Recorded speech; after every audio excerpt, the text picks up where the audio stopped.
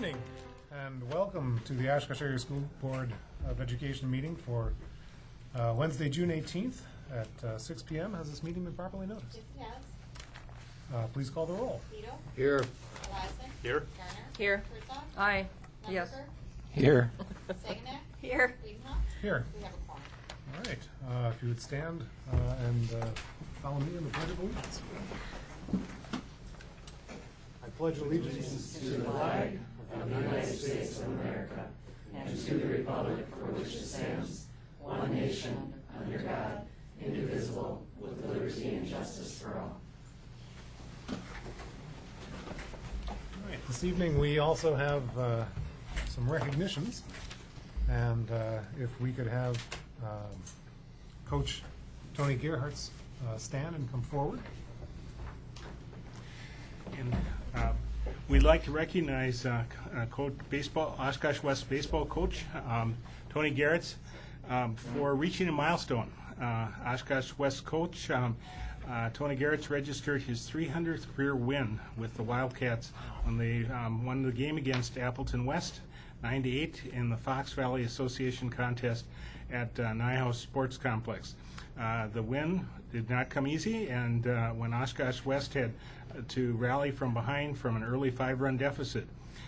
We want to thank you and congratulate you on your 300 win and your dedicated service, both as a coach but also as #1 a teacher at Oshkosh West High School. Thank you.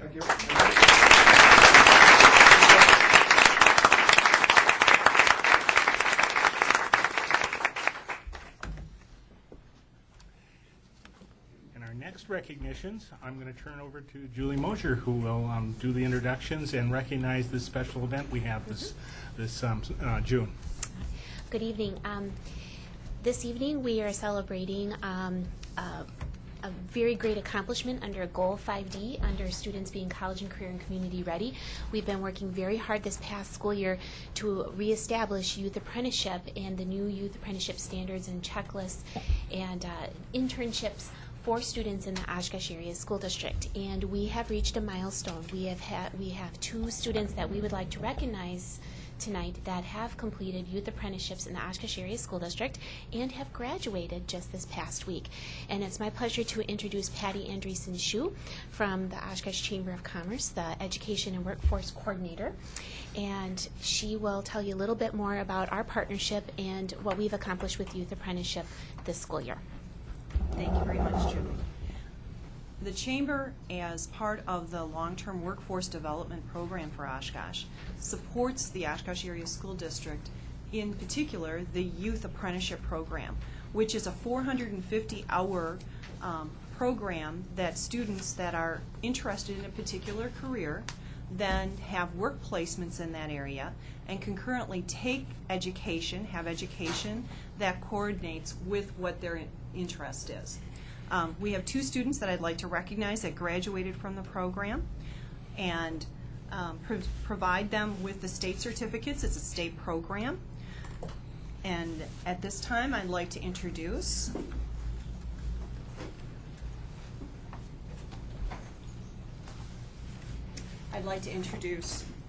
Jareth Zimmerman and provide him with a certificate, and Mark Stanga and provide him with a certificate. Both students have been employed under the Youth Apprenticeship Program with Bergstrom, who is our employer partner. Gentlemen, would you like to say something to the school board at this time? I would just like to thank the school board for supporting the programs offered through the Youth Apprenticeship. This really is a great program. Thank you. Thank you all very much. Thank you. Thank you. Congratulations.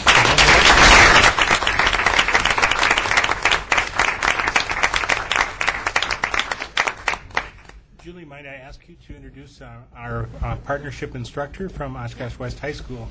Absolutely. We couldn't do this without our teachers, and tonight we have Mark Bouchel from Oshkosh West High School, who worked with Mark, I believe, and Jerry Johnson could not be with us tonight. He had a family obligation, but he was our Oshkosh North teacher that worked with these students, and we are planning on having many more of these presentations coming up next school year with youth apprenticeships. So Mark, would you like to say anything?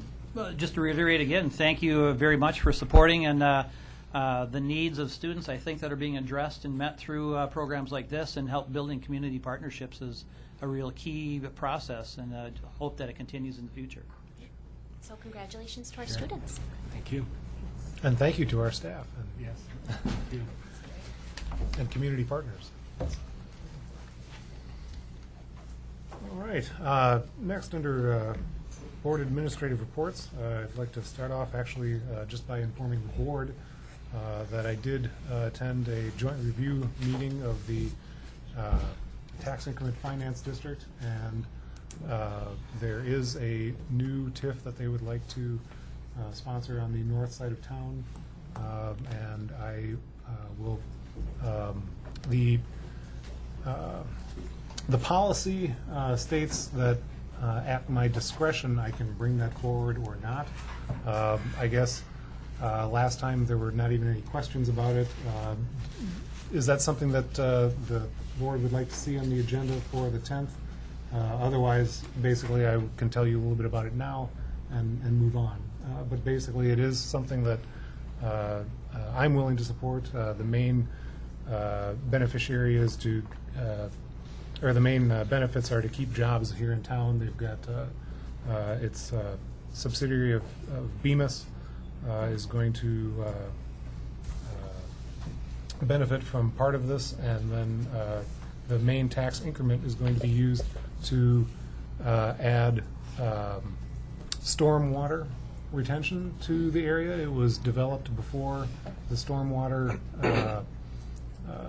regulations were in place, and for any of the businesses on the north side within the district to expand, they have to not only provide stormwater retention for their expansion, but for the existing parcels that they currently utilize. So it makes it unfeasible for them to do so. It'd be far cheaper for them to go elsewhere. So that's really what the city is planning to spend the tax increment finance dollars on. It was also brought forth in this discussion that the amount or the ability to run future TIFs will probably change due to the refinancing of the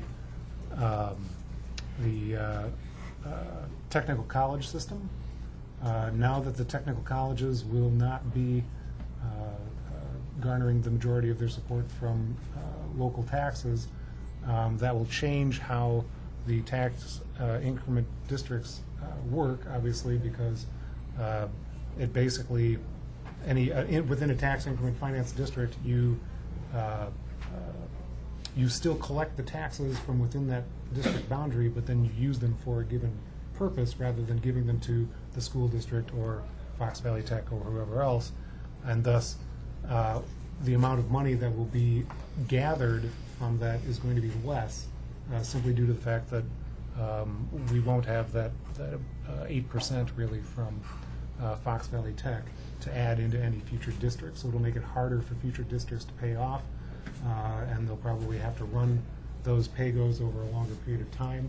I did ask about whether they intended to use the two TIFs that we have currently earmarked for Lakeside as donor TIFs to any of the TIFs that they currently have as a longer run, which would obviously change the amount that we would have for Lakeside, and the answer was no. They don't intend to do that with the two that are coming due, the two substantial ones that are coming due that we plan to use those, but that would have been certainly a possibility.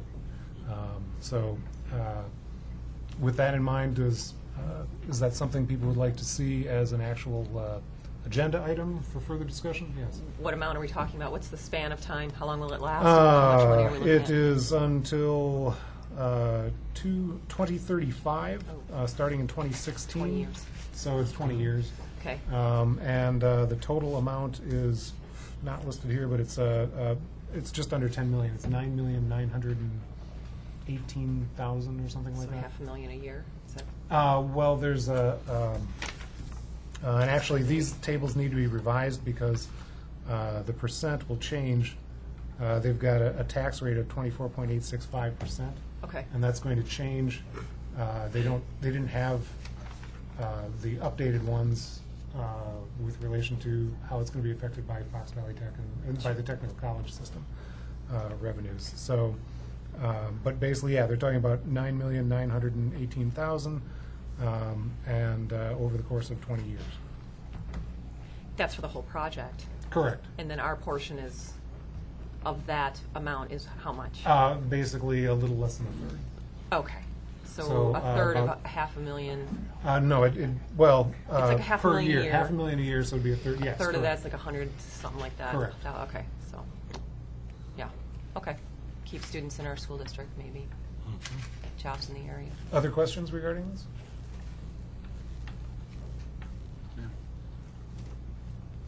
No? All right, then I guess I will proceed. They're having a vote on it, and we would be voting on it after the July 9th meeting, but prior to the end of the meeting in July. We'll be voting it on the week of the 14th. Okay. All right, that's it for the president's report. Next, we have the superintendent's report. Well, we have the last of the big school issues, as with school closing at the end of last week. We have a number of reports to catch up with, exciting activities in Oshkosh area schools. The first is celebrating learning at Reed Elementary School. The first grade students in Mrs. Huller's, Vaubles, and Mrs. Richard's class all chose animals and researched to answer questions they had about those animals. They made a specific poster and displayed this information, which they shared with the rest of the school and Reed families at the Reed Science Fair. So we have some photos from that experience. Oshkosh West students compete in Skills USA Automotive Technician Competition. Oshkosh West senior Jack Binder and junior Andrew Bogart competed in the Wisconsin Skills USA Automotive Technician Competition in May. Both were strong competitors, with Jack finishing fourth in the field of 46 competitors. Both students are represented at a very high degree. Congratulations to both of our Oshkosh West students in the competition. The Safe Routes to School school news. The Oshkosh Safe Routes to School program held 2 bike rodeos this year with a poster contest in the elementary and middle schools. The 2 first place winners in the contest were Haley Harden, Webster Stanley Elementary, and Alice Cole, Jefferson Elementary. Each student received 2 tickets to the Timber Rattlers game on July 13th for the Bike to the Ball Game experience, and the students will be throwing their first pitches in representing Oshkosh at that event. Congratulations to our 2 students in that competition. The Golf Coaches Association of Wisconsin announces their academic state honorees for golf, for boys golf. They're pleased to announce that Logan Handy and Matt Olson of Oshkosh West High School are academic all-star honorees for the boys golf season that just concluded. Students are nominated by the CGAW member coaches if they meet the following criteria: a cumulative grade point average of at least 3.25, second, participation in at least 75% of the team's varsity matches, and third, at least a sophomore in high school. Logan and Matt are student athletes who serve as great examples to others, and proving the academic and athletic success are not mutually exclusive. And we have a fair amount of detail, which will be published on the website relating to this issue as well. Community schools at North featured in the DPI Connected newsletter. The Oshkosh North Community Schools was recently recognized by being featured in a recent edition of the DPI Connected newsletter. Below is the article, and it will be available on the website, but it outlines the activities of the North Community School activities, and it's in its second year of operation. Oshkosh West Senior competes in the WIAA State Golf Tournament. Congratulations to Logan Handy on qualifying for the WIAA State Boys Golf Tournament. Logan competed in the University Ridge Golf Course in Madison last week, Monday and Tuesday. Special Olympics, Project Unify. The Project Unify kicked off at Oaklawn Elementary. Beginning next school year, Oaklawn will be one of the first schools in the Fox Valley region to implement a Project Unify. Project Unify was introduced to Oaklawn School through Field Day. Field Day involves games and activities that promote inclusion and working together to have fun and being physically active. And more detail is provided. Webster Auditorium fundraising receives donation. As I believe most in the community are aware, the Webster Middle School Auditorium is in great need of restoration, and a number of efforts, including district contributions, individual contributions, and corporate and foundation contributions being sought. As a nice kickoff event, a fine arts night, Mrs. Flom Kesey and Webster Middle School worked with Bergstrom to test drive vehicles. Their goal was to get 150 test drives, but they ended up getting 155. Thanks to Bergstrom, who then donated $2,050 to the Webster Auditorium Fund. So we're off to a start on this major project. Congratulations to Oshkosh West track athletes in qualifying for the WIAA state track meet. The athletes competed last Friday and Saturday at UW La Crosse, and they are listed in their varying qualifying events. Oshkosh West students qualified for state tennis meet. Congratulations to Oshkosh West boys tennis players Justin Shea, Mike Beege, Adam Hawley, and qualifying for the WIAA state boys tennis meet. Justin competed in #1 singles. Mike and Adam competed in #1 doubles. Fourth grade awards. Fourth grade at Reed was awarded the MEMIC grant. The generosity of the MEMIC Foundation allowed for the purchase of readers, theater texts, and for fourth graders, and to learn about folk tales, fractured fairy tales, legends, and myths as they performed in readers' theater. That opportunity to grow and learn on mid-level and elementary level literature. And Lakeside students started a buddy bench program. Third grade students at Lakeside students approached the principal with an idea to promote a welcoming and safe school. The students recognized a need on the playground. They saw students who were in need of a friend and remembered an article they read in class about a buddy bench. The buddy bench is for students in need of a friend to play with, or at recess. The student may sit on the bench. If he or she is looking for someone to play with, that will be a signal to other students to invite the child to play and make new friends. We have a listing of the students in the classes involved, and it was a wonderful idea, and I believe we're going to see this repeated several more times because a number of our elementary schools are adopting the same buddy bench activity across the district, which appears to be a very wise way of engaging students who are left alone on the playground. Webster Elementary was named this week a PBIS School of Merit. Webster Stanley Elementary was selected by the Wisconsin PBIS Network as a School of Merit for their work accomplished through the implementation of positive behavioral interventions and support. PBIS, the Wisconsin PBIS Network, is a Department of Public Instruction DPI-funded initiative. PBIS, a proactive approach that establishes safe and effective schools, and is currently being implemented approximately in 51% of Wisconsin schools at the Tier 1 level. Webster Stanley Elementary was one of 195 schools statewide to be recognized as a School of Merit for 2013-14. Schools are recognized as schools of merit based on an application process that included a team and meeting information, implementation, outcome data, and narrative that describes the data systems and the practices of PBIS. Congratulations on a job well done for the staff, students at Webster Elementary. As a School of Merit, Webster Stanley Elementary will receive a banner in recognition at the annual PBIS Leadership Conference this August. And lastly, you'll find a listing of activities that the superintendent's been involved with in the last 2-week period. With that, President Wiedenhoff, I complete my report. Thank you very much. Are there other reports this evening from other board members? No? All right, seeing none, we will move on to non-agenda related public forum. Is there anyone who wishes to speak tonight on a topic that is not on tonight's agenda? Seeing none, we will move on to the agenda-related public forum. Is there anyone who wishes to speak tonight on a topic which is on tonight's agenda? All right. We go on to the consent resolution agenda. For the consent agenda, the board has been furnished with background material on each item or has discussed it at a previous meeting.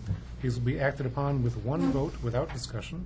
If a board member wants to discuss any item, it will be pulled out of the consent agenda and will be voted on separately. Does anyone wish to pull any items from tonight's agenda? All right. The board will consider approval of minutes of special board meeting May 21st, 2014, minutes of regular board meeting May 28th, 2014, minutes of executive session May 28th, 2014, bills payable, personnel. A, appointments, temporary appointments, resignations, retirements, and salary schedule. B, waiver of 45-day notice. C, resignation of administrator. 6, architect for Lakeside projects. 7, designation of public depositories for district monies. 8, fence project at Oshkosh West High School. So moved. Second. Call the roll. Garner? Aye. Garner, aye. Herzog? Aye. Herzog, aye. Lundberger? Aye. Lundberger, aye. Saginaw? Aye. Saginaw, aye. Wiedenhoff? Aye. Wiedenhoff, aye. Dito? Aye. Dito, aye. Eliason? Aye. Eliason, aye. Motion carried. Number 9, CISA 6 contract.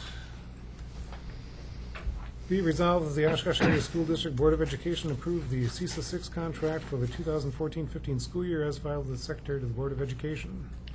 Do I need to read the entire extent of the contract? No, good, okay. Could I get a motion? So moved. Second. Discussion? Mr. Mack, do you want to say anything about the, Yes, there's a fair amount of history related to the pieces that are contained within the CISA 6 contract. Most all of those relate to a continuation of services. We're not expanding services.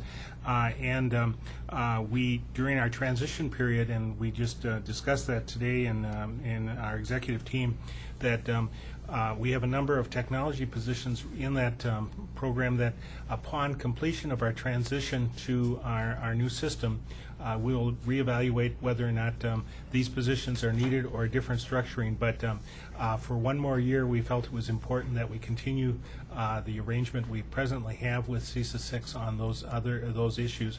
In addition, a number of the basic services that we acquire, our criteria is always that if we could do it at a lower cost ourselves, as opposed to a shared cost, we would do so. And we believe that our working relationship with CISA 6 is an excellent one, and we do get our money's worth out of that support of that program. thank you. If there's no further discussion, please call the roll.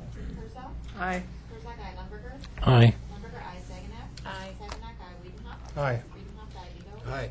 Dito, aye. Eliason? Aye. Eliason, aye. Garner? Aye. Garner, aye. Motion carried. Workshop number 1, district-wide assessment data. Julie Mosier.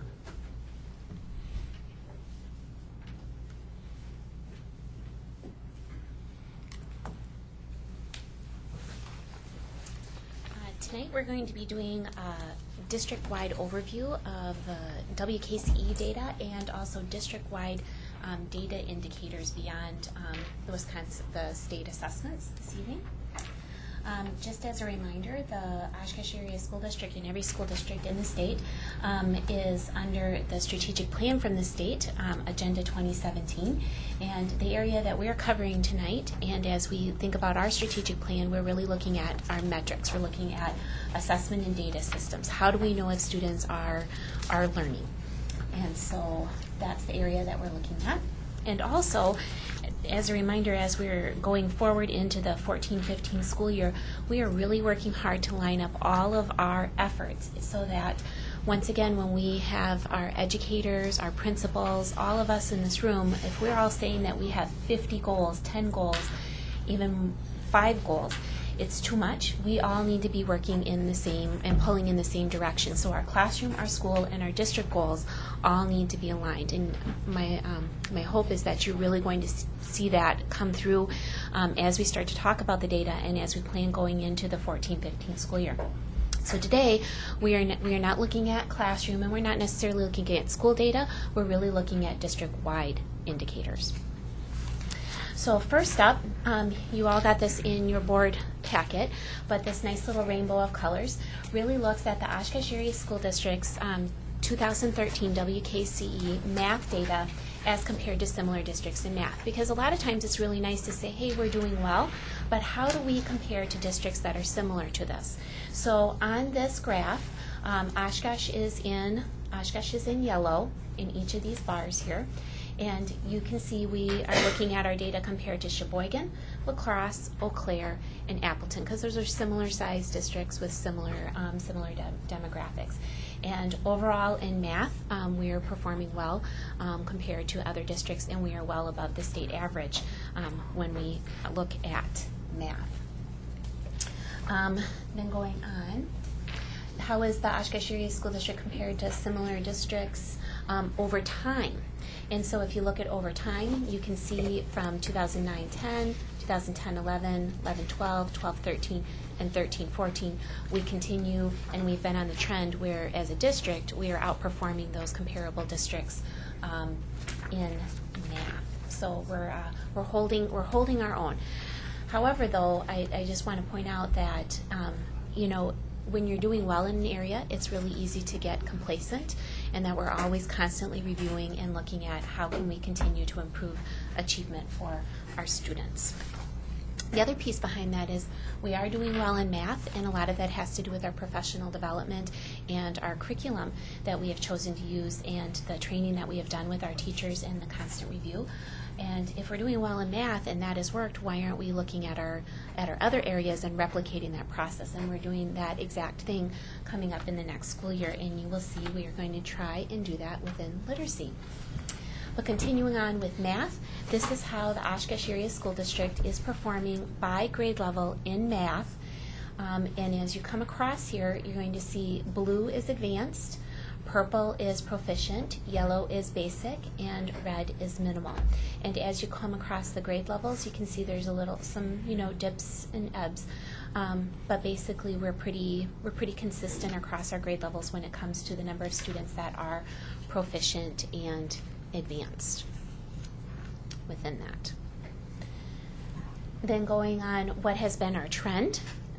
As you go across here, this is 09-10, 10-11, 11-12, 12-13, and 13-14, and you can see that our trend has been, as you can see, our percent of advanced students and proficient students. We've been pretty steady, pretty constant district-wide. As far as a district-wide indicator, we have implemented common assessments in grade 5, grade 6, grade 7, and grade 8 in math. This year's common assessments in math are aligned to Common Core. And the other piece of this is that we've implemented a new math program starting in 6th grade. So 6 through 12, the Oshkosh Area School District uses college preparatory mathematics. And so we have a continuous curriculum grades 6 through 12.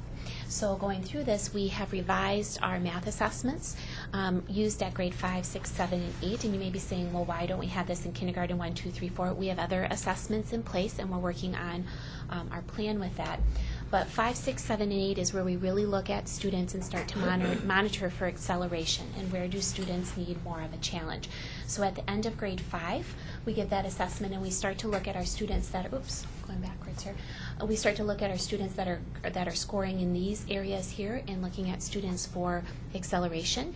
And this assessment also, we went through and we looked at individual questions that are aligned to each, that are aligned to specific standards within the Common Core at that grade level. And we were looking for strengths and weaknesses within our curriculum. And from there, we're identifying what our students are really good at, and then what do we need to, as instructors, as teachers, need to focus on and do a better job with.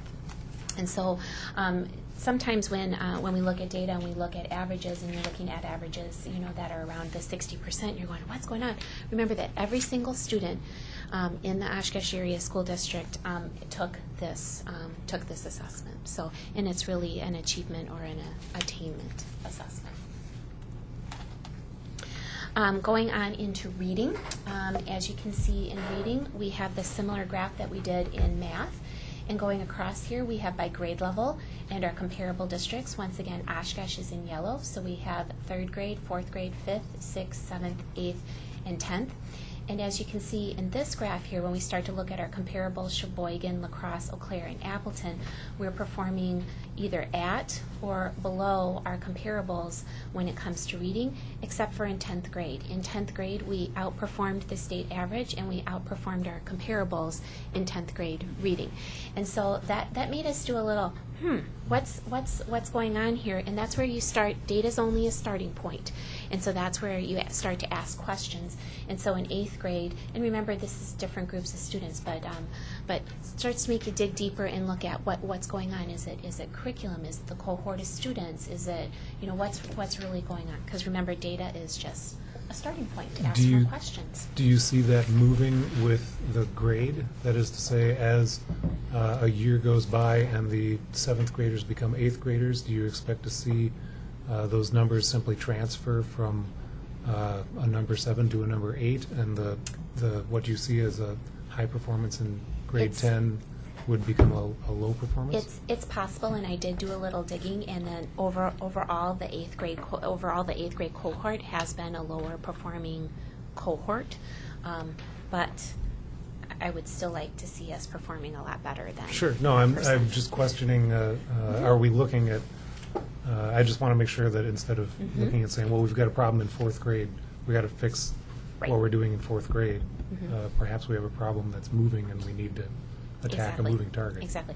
And that's one of the issues with looking at like district-wide data is you're looking at a different group of kids when you look at by grade level. So when we get down to the school level, because remember we're looking at that district-wide data indicators, when you go to the school or the classroom level, then at classroom level you're looking at individual students. At the school level you're looking at cohorts or group of students as they move through, and what are your strategies and what are the things that you're doing with that cohort of students. So absolutely. Going on to this, we have similar districts in reading, and I think we just did that one, right? Okay, so this is going through trends here. This is the 9-10 school year, the 10-11 school year, the 11-12 school year, the 12-13 school year, and the 13-14 school year when it comes to district-wide reading. But as you can see going across here, just like we are very similar to other districts, in other words, across the state, our reading scores have been stagnant. So it's not just a phenomenon that's going in the Oshkosh Area School District. The whole state of Wisconsin right now is really, we're stagnant in the area of the reading. That's why grants have been going out, read to lead or lead to read, I believe it is, with that focus on literacy. Can I just ask a quick question? Just to make sure I'm reading the graph, the last graph, Yep, right? let me go back. So if I'm looking at 9-10 school year and I see the yellow is us, right? Yep. And it says 37.5. Yep. Okay. So then if we go to the 10-11, it says 37.6. Correct. That's the same bunch of kids. It's just that more or less. They're obviously Correct. kids Except for come and the go. the 10th graders, or yes, we lose the bottom and the yes. Yeah. And at every grade we lose, Yep. it's not, but it's pretty much the same group of kids. Pretty much. Yep. So as we look across all of those, it's pretty much the same group of kids, except we're losing the older ones and gaining the younger ones. Correct. Gotcha. Yep. Okay, thanks. Steve? You said that across the state that reading is somewhat stagnant. Mm-hmm. Is there any indication at all that the trend toward technology is the reason for this? Not necessarily, because surprisingly, the districts that do have much higher reading scores tend to have integrated technology, or have strong integrated technology into their curriculum. So, because when it comes to reading, you have to get students to read, and so no matter, you have to find things that they are interested in and that they want to read, and they have to be engaged, because you don't get better at reading and you don't get better at writing unless you engage in it. And so if engaging in it means it happens to be an electronic device, that's going to end up improving reading. Okay. Go ahead, Barb. I would just like to add that when I first came to the district as a central office administrator in 1987, and I think I pointed this out before, the board had one unifying goal, and it was improving reading scores, and that was in place for several years. And schools had the opportunity in the late 80s, early 90s to go to statewide conferences. There was an elementary improvement conference that was held here at UW Oshkosh. The high school people went to Whitewater, and the middle school people went to Platteville. And each school who wanted to send a team was able to do that, and they developed strategic plans and goals to address the reading across the system. So this is not a new problem, and that predates use of electronic devices. So even 25 some years ago, 26 years ago, whatever, 27, I better improve my math skills. Reading has been an issue across the state as well as in Oshkosh. And one of the things, very quickly, that I find interesting is that when you look at the data for Oshkosh and you look at the combined proficient and advanced proficient scores for those years, the numbers are under 40%, whereas when you looked at the math, those same years, those were somewhere in the 50 to 62% range. So quite a difference. And even though that mirrors the state, I look at these data and say, if my child were in that basic realm, would that be good enough? And my answer would be no. And if that's the case, then it shouldn't be good enough for any child in the system. So how do we systemically look at improving those scores, not just because they look nice on a graph at this point in the year, but it makes a big difference in the life of a child. And so that's the focus I try to bring to this. And when we look at this, remember that these are numbers and these are data points, and behind every single bar on this graph is a group of children, and those group of children bring all kinds of things to the table and into the classroom every day, from wonderful things to things that they carry in loads in their backpacks, and that could be many different things. And we have to honor all of those things. And so we're not creating widgets. We're trying to improve the lives of children. So yeah, even though we're looking at numbers right now, there's a child behind every single one of those bars on there. However, though, we have to look at data, because it gives us a place to start to say, it's not what I think or what I feel. This is what we know, and this is where the data is pointing us to start to take a look. So, Julie, just as a kind of a marker point, when did we start that literacy block? We started that literacy block. This year? We have 2 school years. Excuse me. In elementary, we have 1 school year in, and at 6th grade we have 100 minutes, and we have 2 years in. Okay. And so, like at elementary, we won't see anything to start to show up in the data until another year or another 2 years. Okay. And once again, that's just a structure and a number of minutes that we're saying how can we set this up to make our teachers and our students successful. We're going to have to see, because structures are one thing, it's what you're doing and what's being taught and what's being learned during that time that makes the biggest impact. So we're trying to arrange resources and set up structures so that our students and our teachers can be successful. And it's a trial and error. If there was a magical program that could come in and we said this works for every single child when it comes to reading, or this works for every single child in math, everybody would be doing it.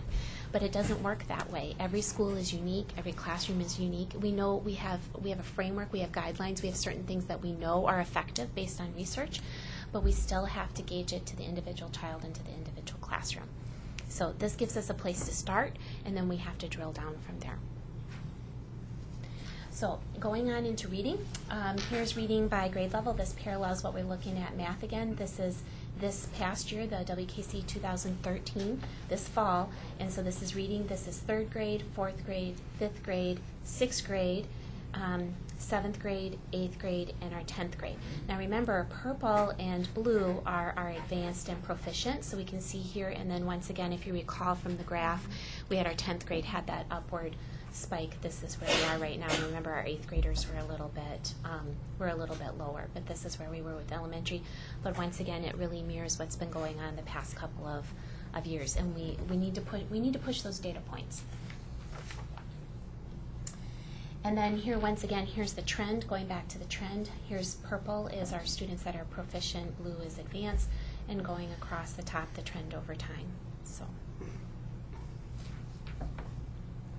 Now going into this school year, so that was data, that was actually a flashback because that was fall information and what our students were doing in the fall of 2013. This is fresh, hot off the presses, but we're looking at our Oshkosh Area School District reading assessments. And we have 3 different reading assessments that we use internally, and that gives us different data and helps us triangulate or correlate what's going on in the classroom. The first thing is, this is new, this is the I'm going to say this wrong, the Phonological Awareness Literacy Screening, which is PALS. This is a state-required assessment, but we drill down to, we have immediate access to it and our teachers enter it. And right now it's implemented in 4K, kindergarten, and first grade. Next year it'll roll to second grade, and we are mandated to do that by the state of Wisconsin. The second assessment we'll look at is our Developmental Reading Assessment 2, and that is administered in grades K 1, 2, 3, 4, 5, and that is administered by our teachers. And then we have Scholastic Reading Inventory, which is a reading screener, and that is administered to grades 6 through 10 district-wide. So, first up here, we have grades, we have we have kindergarten and we have first grade. And what this graph is looking at is we have our spring PALS, our phonological our screener there, and we have our DRA. And the reason I put these two up here is the PALS assessment right here is a literacy screener. It is like your first line of defense. So it's like when you go to the doctor and they do that quick screen and they say, oh, you're good, or there's a problem and we need to do further tests. That's really what the PALS is when it comes to literacy. And so right now in this, we have 86% of our kindergartners are meeting the kindergarten benchmark that's saying they are ready and they're exactly where they need to be. They're where they need to be in kindergarten to move on to first grade. Our developmental reading assessment shows that we have 77% of our kindergartners are at benchmark or at grade level. And so that looks a little bit different than WKCE. So if you think about it, this is kindergarten district-wide. We're in the 30% range as far as students that are on track with benchmark. Our internal assessments within the district are saying right here we have 86% and 77% of our kindergartners are where they need to be. They're on grade level. Going into first grade, we have 78%, according to our screener, meet benchmark or at grade level, and we have 70.6, so about 71% of our first graders are at grade level. Go ahead. So why is there such a big discrepancy? Well, it's two different assessments. Okay. But I mean, it's huge. It's 30 versus 80. Yeah, it's huge. But this is also kindergarten and first grade. Okay. So remember, our WKCE doesn't start till third grade. So we'll get there and see what that says. Okay. But looking at our internal assessments, we're a little bit more on track than you would think than with WKCE. What we would really like to see is 80 to 85% of our students be where we want to be at the benchmark. Does it actually measure then up toward, like, we do DRAs in grade 3, so does it correspond to the WKCEs? We're going to get there. We'll see. I do that all the time, sorry. Yeah, you're foreshadowing for me here. Yeah. So going on here, so we definitely have our students on track, and really when we look at especially the DRA, we are looking at data that classroom teachers use to focus on instruction. And to me, that curriculum-based data goes back to what is really going on. Because, I mean, if you think about what Dr. Herzog said about, do we really have only 30% of our children at a grade level reading where they need to be? I mean, just intuitively that doesn't seem. Can we improve? Absolutely. But here, shows us a little bit more of our curriculum-based measures. Now here we go to K through 5. So in kindergarten, right here, we administer this fall, winter, and spring. Winter is not every single student, but is a dipstick for students that are below. We want to monitor and make sure. And as you go across here, when we look at our fall, our winter, and our spring, students that are at benchmark in fall have to be at a certain level, and we know students grow from fall to winter, so the benchmark goes up, and then in spring the benchmark goes up again. And so when you see this, we should absolutely see the number of students increasing, which means that they're not only If it stays the same, that means they're growing at the rate they should. But if you see an increase, a positive trajectory going on here, like a little upward slope, that means we're also even accelerating some of that growth. So that's a good thing. You want to see that. So going into kindergarten here, we don't do this to kindergartners in the fall. We got to get them up and running here. So in winter, we had 82.2% at benchmark, and then in the spring, we had 77.1% at benchmark, and that goes back to where we paused. Here's grade 1. Going into grade 1, we had 54.1% at benchmark, then 72.7, and then 70.6. So that's looking a little bit better here. Starting here, and if you notice how fall's a little bit lower here. Summer slide is usually what's going on in that area. Julie, is that DRE an individualized or an Yes. individually Yep. administered Individually assessment? administered, yes. And absolutely. so you said the classroom teachers are administering those. Approximately how many hours or how many days would it take a classroom teacher to complete the DRA for their classroom of students? It takes quite a bit of time because it's individual. So any student, I believe, do I have any elementary friends here? Is it 20 to 30 minutes, Amy, per student, approximately? Depending on grade level, as you get up higher in grades, it takes more time. And sometimes you need to administer twice. Correct, So it can depending be on, 45. right. And so right here with our developmental reading assessment, I feel like we're getting accurate data, formative data that helps with instruction, but I can tell you right now that it takes a lot of elementary time, and it really adds to our elementary teacher workload. We are working on some strategies to assist elementary teachers going into next school year because that assessment load is a lot when we start to look at the amount of assessments that are required, and then the amount of assessments that we know that we need to do to drive instruction. Because there's a difference between mandatory assessments and ones that we know that are going to drive our instruction. This one right here assists the classroom teacher and the learner and is real time, goes from during that school year, your group of students, and you can really use that. Kelly? Do you have data on the gaps? Like the demographics of those gaps? Absolutely. figured you We did. have this broken down as far as you can possibly break it down. But once again, we're really looking at district-wide look tonight, but we absolutely have it broken all the way down. Yes. Yeah, so maybe at an education committee, we can see those trends sometime. We I'd can just look be at it a little interested- bit more disaggregated. Yeah, Absolutely. yeah, Mhm. just Yep. to see what the trends are in terms of the Absolutely. gaps. Is this, Julie, is this this past school year?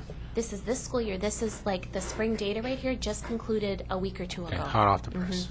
Right. And so, I mean, kudos to our teachers. I mean, our teachers have to complete that. They enter it into our data, into Skyward, our current student information system.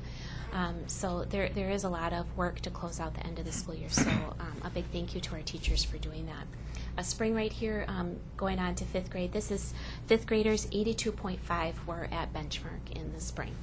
So that fall, though, the fifth graders were at 70, and yet on the WKC they were at. Correct. So the discrepancy, it's just different Well, tests, different. Once again, it's two different assessments. It's administered in two different. It's administered Yeah. in two different ways. Yeah. It's measuring different things. Okay. Because you have to remember that when you're looking at this assessment, you're That's breaking this fluency down and- and you're looking at yeah. fluency Yep, and you're looking yep, at all comprehension, comprehend exactly Okay. things that you can't measure so much from a standardized test. Okay.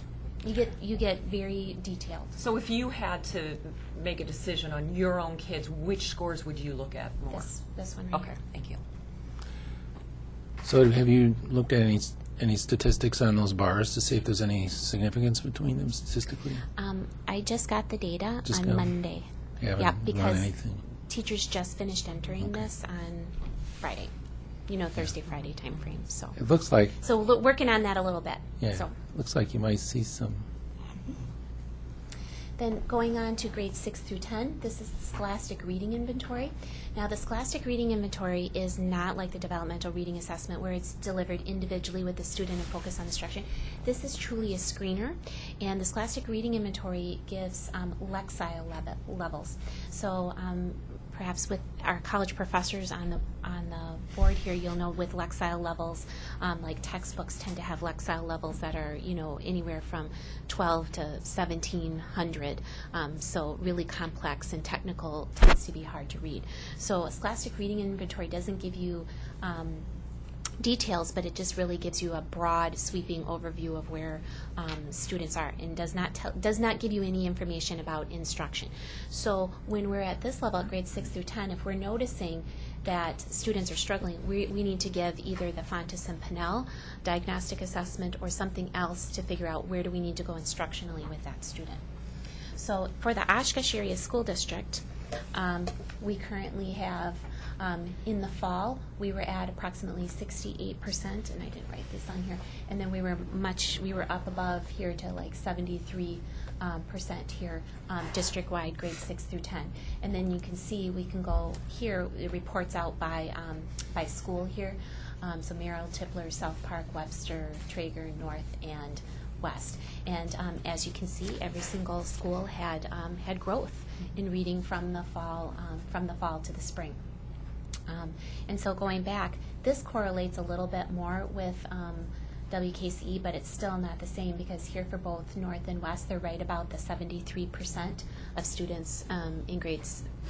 So this would be 9 and 10 are at grade level. So.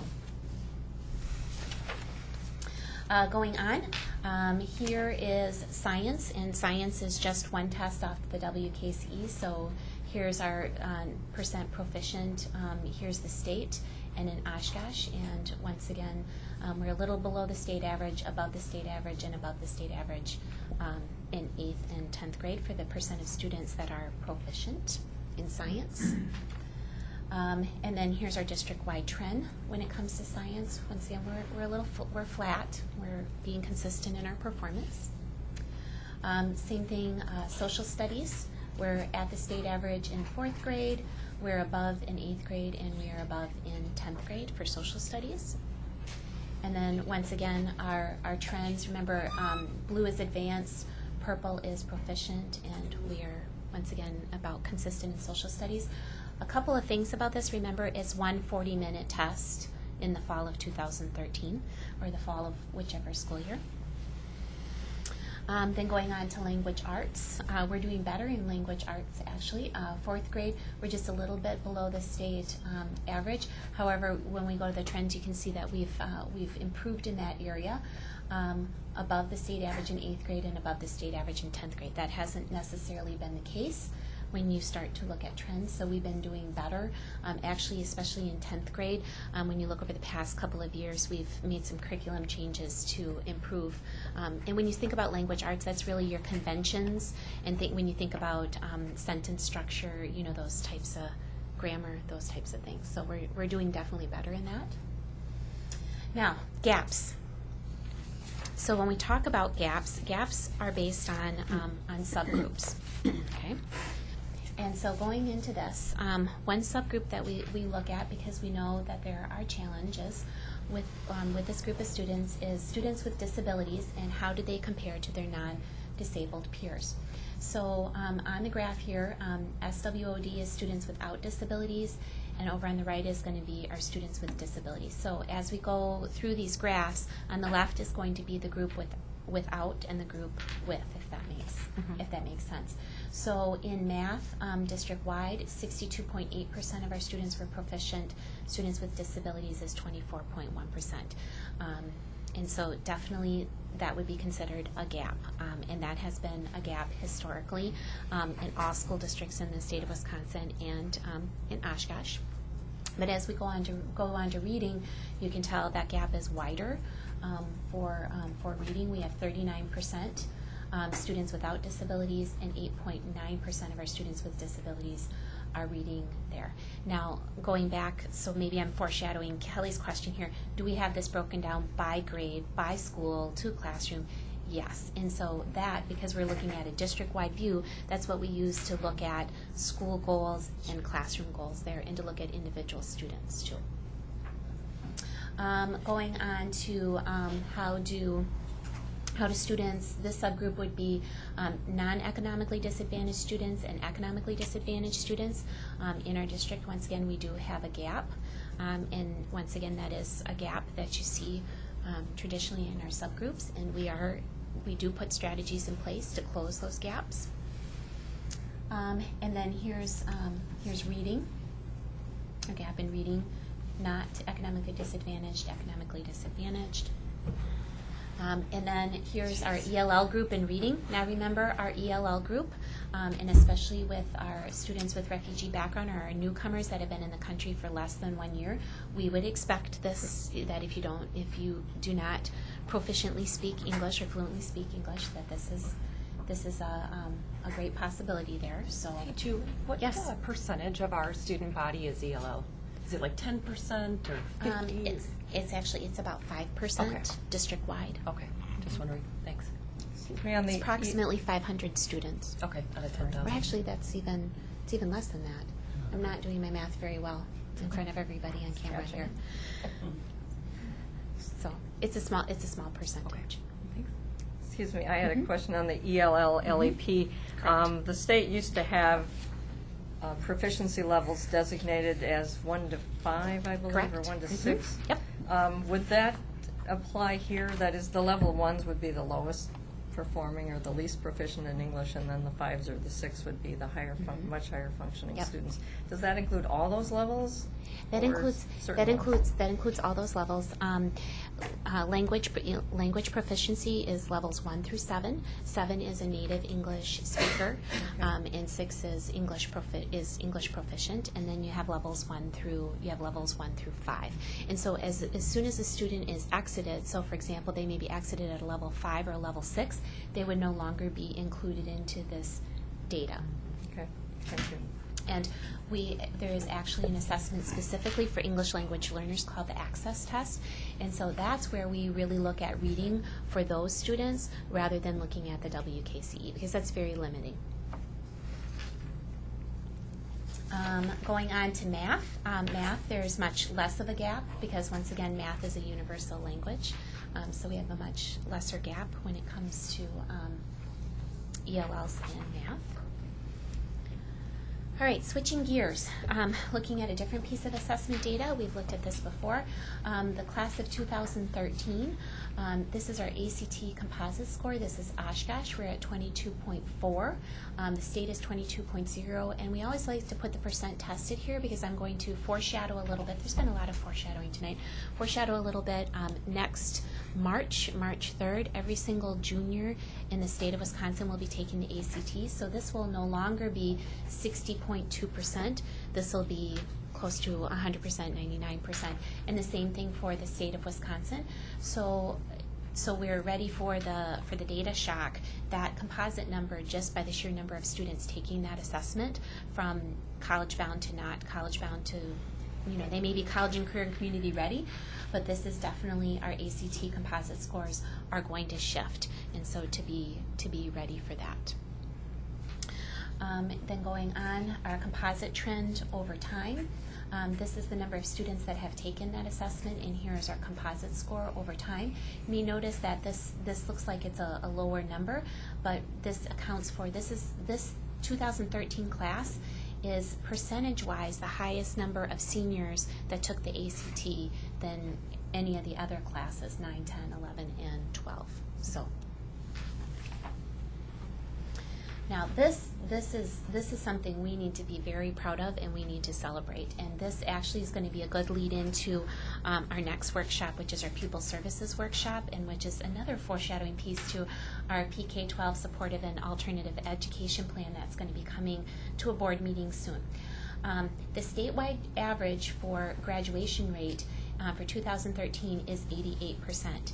For our 2013 class, we are at 93.6%. That is huge, and big kudos to all of our educators for having our students ready for a diploma from the Oshkosh Area School District. And if you notice, our class of 2010 was 86.3, and then to now be at 93.6. That is a huge win in that upward trend. So congratulations to all of our educators. Another piece of data that we've been starting to look at and track, and the state of Wisconsin is starting to help us on this, is these initial post-secondary enrollments and where are students really ending up after high school. Because prior to this, we relied a lot on what students were self-reporting. And so, and sometimes, you know, we have big dreams, but where are they really ending up after they graduate? Are they enrolled? Are they enlisted? Are they employed? That's really what we want students to be. They need to have a plan and they go and execute that plan. So what's really happening? So here's the class of 2009, and what this means by post-secondary enrollment. The blue is, are they enrolling someplace right after high school? You know, are they going on continuing their education? Some need a little time off, and then they may enroll the second fall or later on. And so you can see the trend. We have 49.6% of our class of 2009 actually enrolled somewhere right after, and that includes 4-year universities, 2-year community colleges, technical schools, etc. And a lot of times, if you look at this percentage, that's a little shocking to parents and a lot of our community members, because we assume a lot of times, well, they're all going to college. They're all going somewhere. And when we look at this is an indicator to all of us that we really need to work on that academic and career plan. Where are you going? Are you enrolled somewhere? Are you employed somewhere? Are you enlisted? Are you ready to go after you walk out of that stage, off that stage? Because 56%, and then you add another 3, what's happening with the rest of our students? And we need to make sure that we know exactly where they're going. They have a plan so that they can be successful once they leave high school. Another win for the Oshkosh Area School District. This is from the ACT, class of 09, 10, and 11, freshmen in college. So these are students that have enrolled in 4-year universities. And a lot of times, you know, everybody goes, well, that's really nice that they've performed well in the ACT, they graduated at the top of their class, but you know, we still have students that are coming into our universities that are taking remedial courses. They're not prepared. Well, I am very happy to report that out of these 3 classes, and this is our latest data we have, we don't have 12 or 13 yet, but this is our total number of students that were tracked. There were 650 of them. Only 19% needed remediation when they got to that 4-year university. And that is huge, because on average it's usually about 40%. So right there, that is huge kudos to the Oshkosh Area School District. So then the number of students taking ACT recommended core courses and the percent needing remediation. And so what this means is they took 4 years of rigorous English, they took 4 years of math, 4 years of science and social studies. They took those rigorous core courses. Only 18% of them needed remediation when they took our Oshkosh Area School District courses. And then when you did not take the recommended course, so for example, you didn't take math your senior year, or you didn't take a science your senior year, then 24% were in need of remediation. So right there, that is a huge compliment to our educators. So lastly, our cautions and conclusions.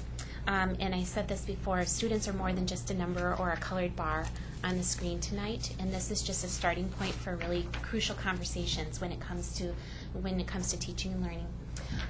Assessment of learning versus assessment for learning. Today, we just did the assessment of learning. This is after the fact when we're looking at this. And more importantly, as educators, we need to be looking at and assessing and what's going on during the school year so that we can make adjustments and we can help students or challenge students if they so need it right in the middle of the school year when they're in the classroom. And once again, this is just a starting point for identifying needs that we have for further examination.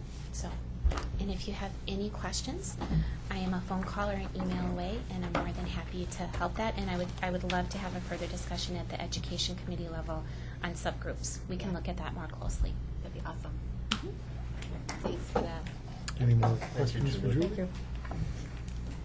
Thank you very much. Next we have administrative other post-employment benefits, OPEB, restructuring.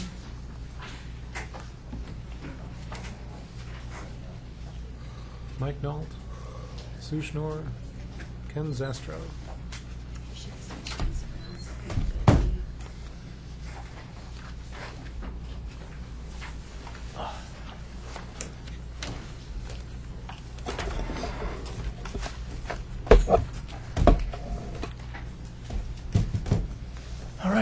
Good evening. As we transition from assessment to post-employment benefits. First of all, let me introduce Ken Zastro on my left from National Insurance Services, and I'll get to how Ken came on board with us. But about a year ago, June of 2013, we were in an administrator compensation committee meeting, and it was suggested that we do a study and start to look at possibly examining and possibly restructuring our administrator post-employment benefit. So what we decided to do was to create a subcommittee. We created that subcommittee, and I just want you to know it was Dr. Gunlock, Krista Huntley Rogers, Peggy West, Al Wagney, Lisa McLaughlin, Sue Schnorr, and myself.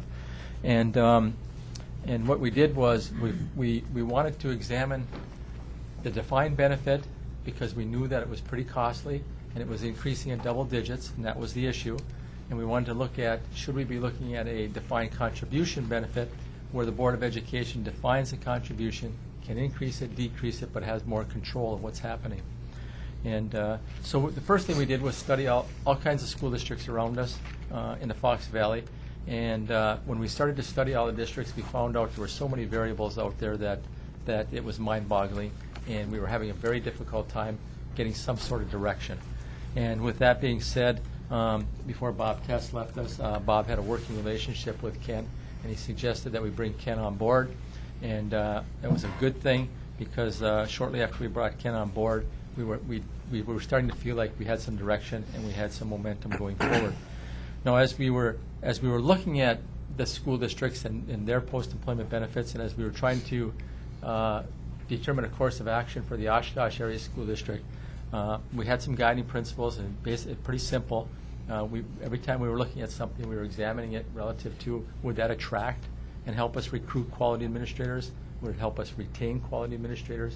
Is it something that would be affordable today, and is it something that would be sustainable going forward in the future? So that kind of guided us along. But after multiple sessions, we decided we were looking at the health reimbursement account. And the health reimbursement account, the reason why we were settling on a health reimbursement account is because of the tax-free feature, that when it's deposited in for the individual and the individual pulls it out for health insurance premiums, it's tax-free. We were going to designate it for health insurance premiums. It was going to be in retirement only, because then we wanted to have it very similar to the current benefit, which is in retirement, and it's for health insurance premiums primarily. But the one benefit that this health reimbursement account had was some flexibility. It could also be used for Medicare beyond age 65. With that being said, once we had what we thought was pretty close to a final product, we brought it to the administrative team and looking for their feedback. And then we brought it to the ACC one more time, seeking their feedback. We brought it to facilities and finance and seeking their feedback. And then one more time we wanted to bring it to the administrative team to see if there's anything we were missing and going forward to make sure that we had their input. So once again, what we were really trying to examine was the defined benefit of today. Are we going to maintain and continue with that? Or are we going to look at possibly doing something with a defined contribution going forward? So with that being said, I'll turn it over to you, Ken. All right? Sounds good. Thank you. I appreciate the opportunity to come and talk with you guys about this. I've been at that ACC committee at that Facilities and Finance, so recognize some faces. You might have heard a lot of this before, but I work with National Insurance Services, and we do employee benefits, and I do a lot of post-employment benefit work with a number of school districts throughout the state. Personally, over 100 I work with. Speaking to Mike's point about the Fox Valley, it's really all over the state. Everyone's benefits are different. Districts are different, benefits are different, both for actives and post-employment. But the one trend that's becoming very common right now is a move away from the unfunded defined benefit model of providing post-employment benefits to a funded defined contribution model. So, as opposed to you work for me till age 57 and 30 years of service, and I'm going to pay 85% of your insurance premiums from age 55 or 57 to 65, something along those lines, to we hire you at 22, 23, whatever it is, we start putting dollars into an account, that you will vest in over time, but we're going to let the time value of money and some interest earnings potentially pay for a lot of that benefit for you, and we are getting advantage that we don't have this unfunded post-employment liability that we need to report on our financial statements. So when I first met with the committee, we talked about some of that design and that structure, and commonly throughout the state is you have this conversation of, well, that sounds like a great plan, but what do we do for people that have been here for so long? Because there's a really easy conversation when you start looking at restructuring post-employment benefits. For those people that may be very close to retirement age, you maybe have a recommendation that we'll just extend the current benefit or grandfather them, so to speak. Any new hires or folks relatively young in their career, that's an easy conversation. We can just transfer them to this defined contribution model and start funding them as they go. But it's really those folks in the middle that may have 15 years, they might be in their 40s, something like that, and there's not that time horizon to really catch up their benefit based on the interest earnings. So taking all that into consideration, we looked at a tiered approach where you would provide some sort of benefit for what we'll call Tier 1 employees, those close to retirement age, Tier 2 employees, those in the middle, and then Tier 3 employees, which would be those relatively newer individuals or the new individuals. So looking through that, just running some calculations. I'm not an actuary. I don't run actuarial calculations, but I'm dangerous enough in Excel to run some numbers and do a few things. So, we started looking at what is the current max benefit for somebody at today's cost. If an administrator were to walk out based on what year they were hired, they could get 8 years or 10 years versus insurance. And we started looking at what does that cost. And if we take today's number, increase it by a certain percentage, you could figure out what that 10 years or 8 years is going to cost. And I started to back in from that number. Like if that's the target, if we want to look to provide something similar, maybe back into a defined contribution number over a certain number of years that help us get to that number. I guess with that being said, my original plan we brought to the group, was based on a 30-year career.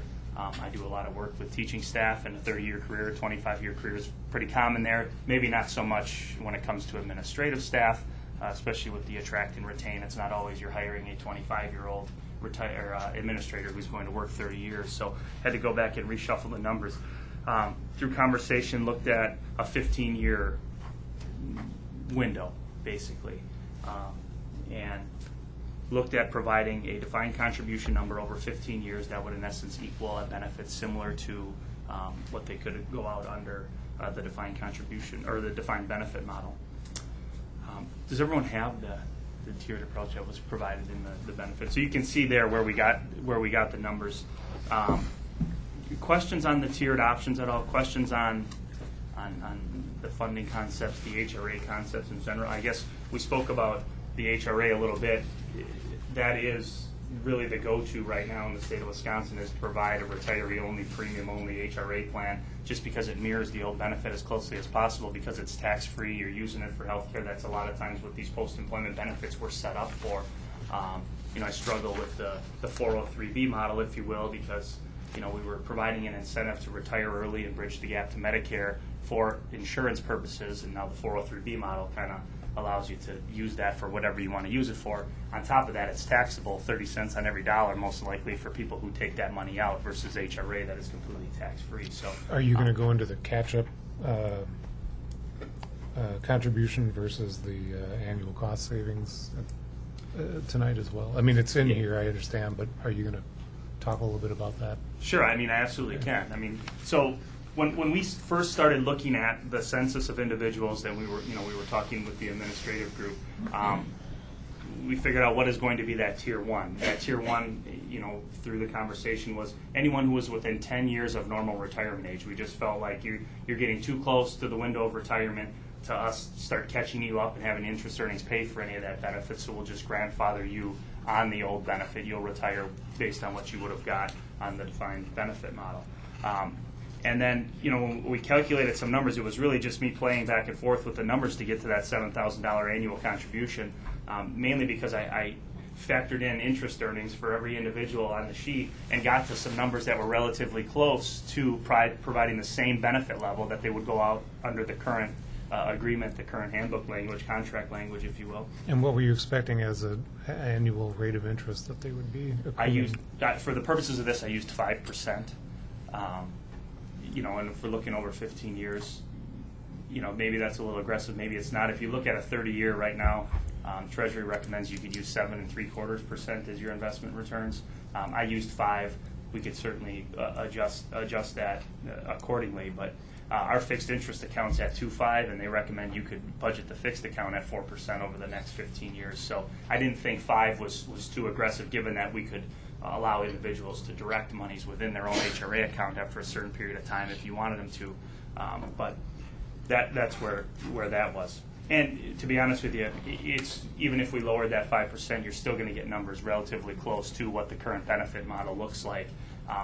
Knowing that you're only providing $7,000 a year for those 15 years, so the real cost per individual administrator is $105,000, and you're going to get benefit levels for those people that are on that Tier 2 plan much higher than that 105, because they have anywhere from 27 to 12 remaining opportunity years until they could retire, and that money is going to earn interest for that entire time. And then if they do retire after those 27 or 12 years, that money is going to continue to earn interest that they don't use. If they retire in year 1, they spend some of their money on their retirement premiums.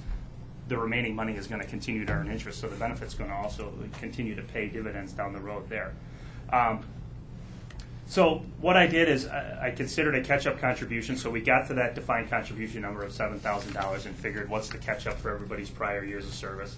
Calculated that, as you can see on the sheet, that $1.3 million, and then also calculated what the continuing defined contribution numbers would be at $7,000 a year to budget for.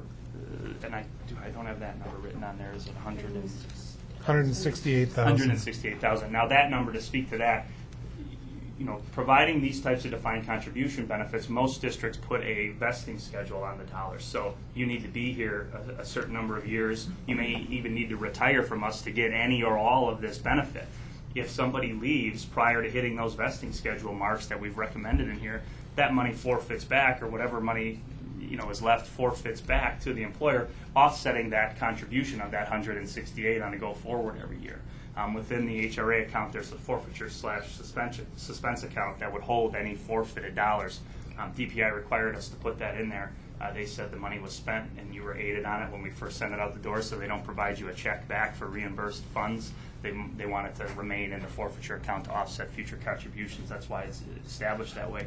But know that budgeted number on an annual basis is adjusted based on if or how much money forfeited back to you annually for those people not hitting the vesting schedule. Now I took a look at. Ken, could I just? No, I just was going to ask you this question because I think it helps put things in perspective a little bit. In today's dollars, if someone used the health insurance for 10 years, it would be about $203,000. Is that correct? Yeah, if you took going out at this current premium, and I used a 5% health insurance increase, which I don't know how likely it is to get 5% over the next 10 years. It's probably going to be higher than that. But I calculated those numbers that a retiree going out this year at 10 years would cost you about $203,000 versus the defined contribution model of $7,000 a year for those 15 years is about half that. And for those folks that would retire and get the 8 years of insurance versus the 10 or the 7 years or whatever the number, 8 years, that number was about $150,000. Assuming those increases. Now that's at today's dollars. That's not at what these people could retire at, in 27 years from now when they hit age 57 or 58.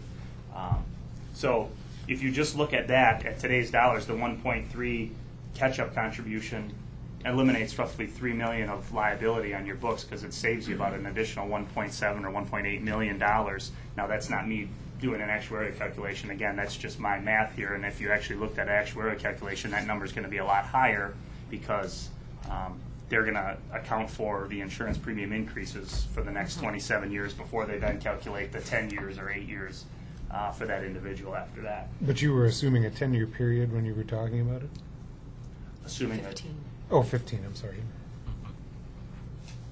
I was assuming a 15-year contribution period, yeah, because that was the number we agreed upon, right, and came to a conclusion that maybe makes the most sense when you're talking about administrators. So with that in mind, if you do hire an administrator at 23 years old, they're only going to get 15 years worth of contribution. They may work for you for 30 years, but you're only going to provide a contribution for those first 15 years of employment, and then their benefit is basically paid for, and it's going to sit there and continue to earn interest until they walk out the door and access those dollars. And then if they walk out the door prior to that, they're subject to that vesting schedule. Yeah. If we're able to, like you're saying, knock $3 million or so off of our books by doing this 1.3 up front for the catch-up costs, is that going to have a positive effect on our bond ratings? That's I think over question. time it would. I mean, just To doing be funded. administrators alone, it'll definitely help. It won't hurt, but it's not significant enough to really to change your bond rating. But it would definitely be looked at favorably. Okay. Again, like to the point of that $3 million liability that I calculated you were potentially eliminating here, probably even more than that. That's reported on your financial statements as unfunded liability. Right. Mm-hmm. So getting rid of that is obviously beneficial.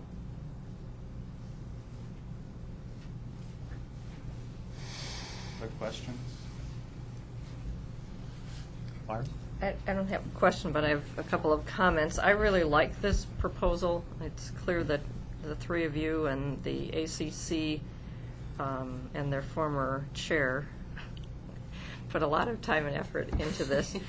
And it provides for the people who are close to retirement. And I think that's a fairness issue, or another way of defining equity, even though it's a little bit different than the equity definition in the strategic plan.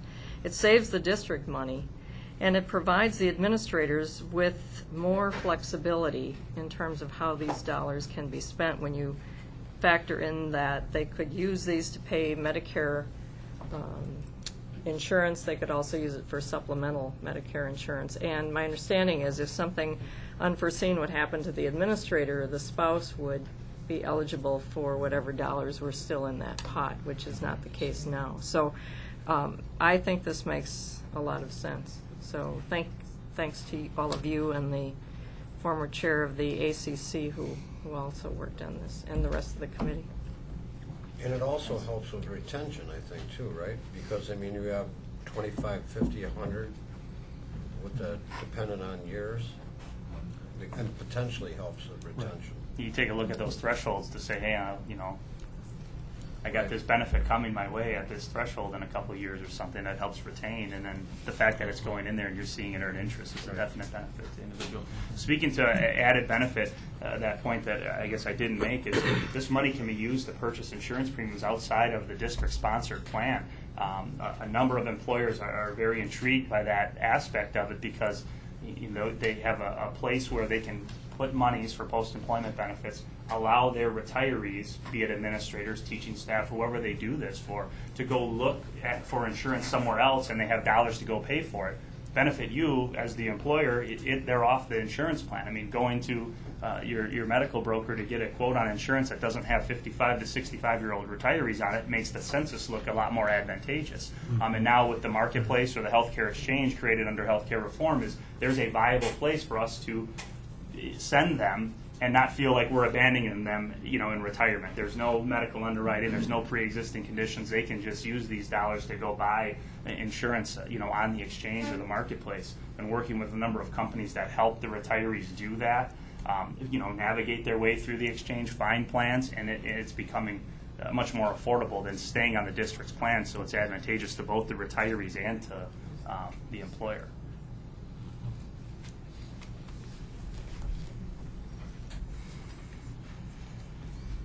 Other thoughts, questions? That's good. Where- Any direction on where you want us to go next with this? That's good.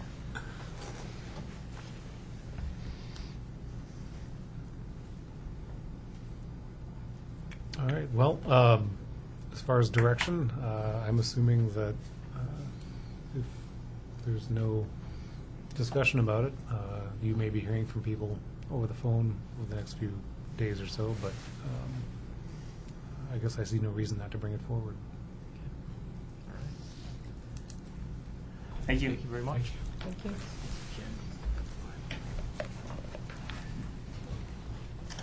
Number 3, Pupil Services Program. Dr. Gagley.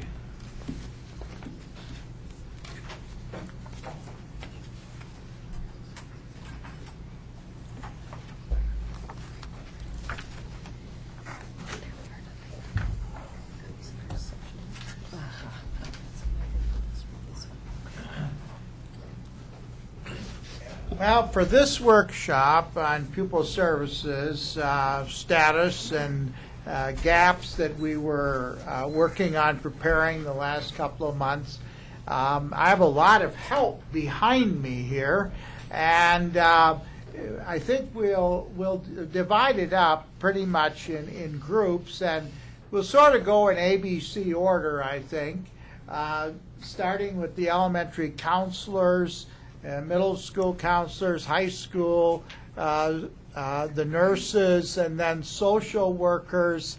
And I don't think I have a representative from the school psychologist, but I'll have a comment or two from that area myself. So the elementary counselors, if you could come up, who are here. I'll let them all introduce themselves at the risk of missing the correct name. No, I know them. Mine's pretty tough. Yeah, yours is very Mine is a tough. little more challenging. Yeah, okay. So without, I guess I think it's best that we have representatives from the groups because they know their area the best. And I did in the report try to make a couple of summary statements, and I can certainly answer some other questions about that later. So, all yours.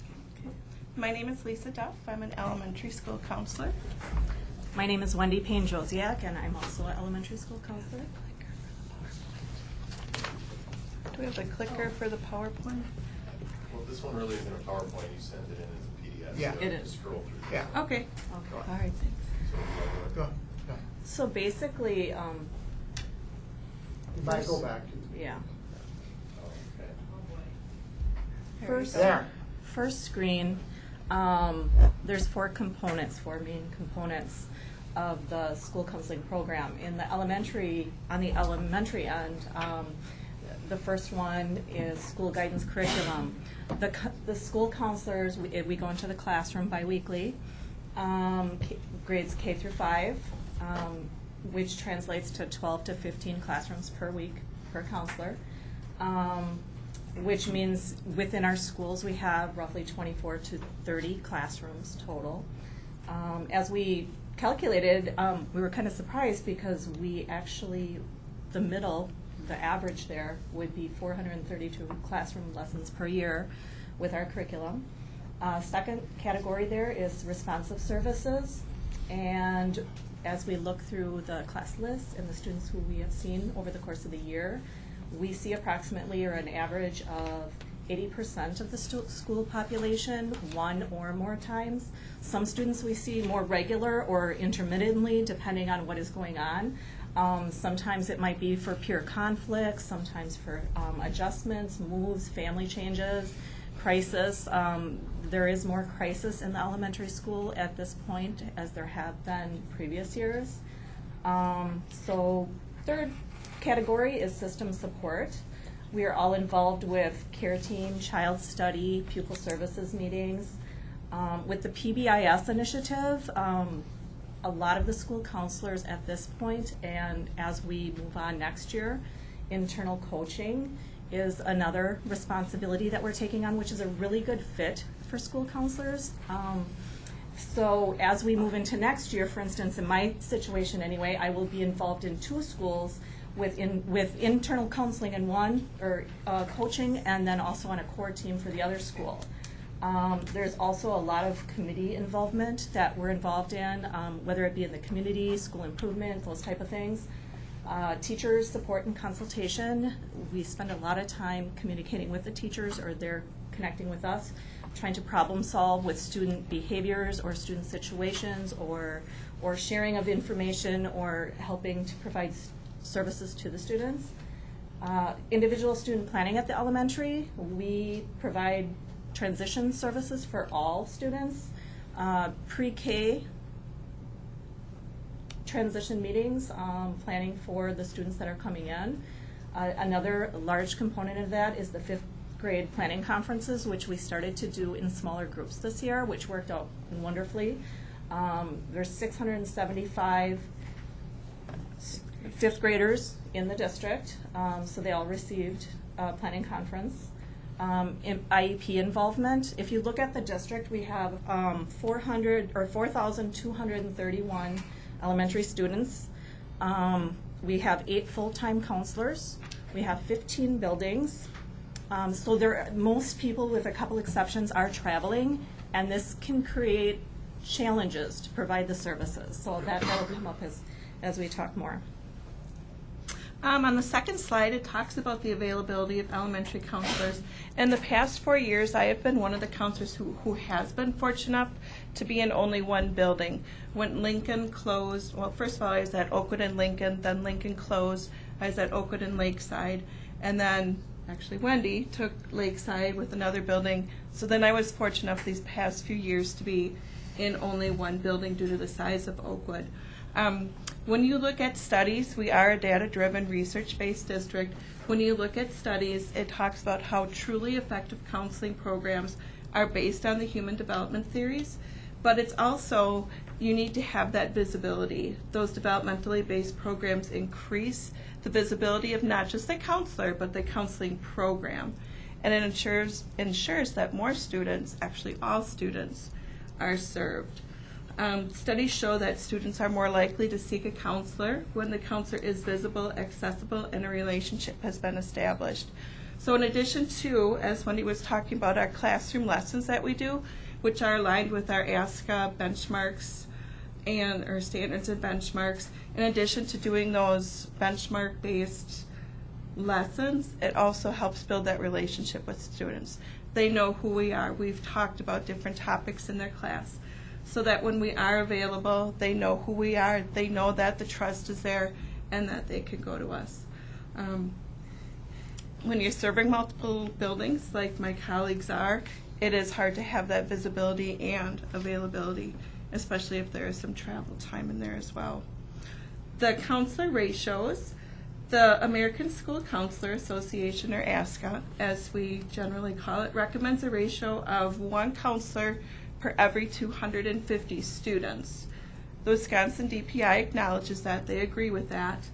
One of the last studies that we saw from 2009-2010 showed that Wisconsin as a whole had an average of 1 counselor for 453 students. So Wisconsin as a whole is not complying with the recommended ratio. But even more discrepancy is that in the Oshkosh Area School District, just with the elementary counselors, we looked at just the elementary counselor numbers.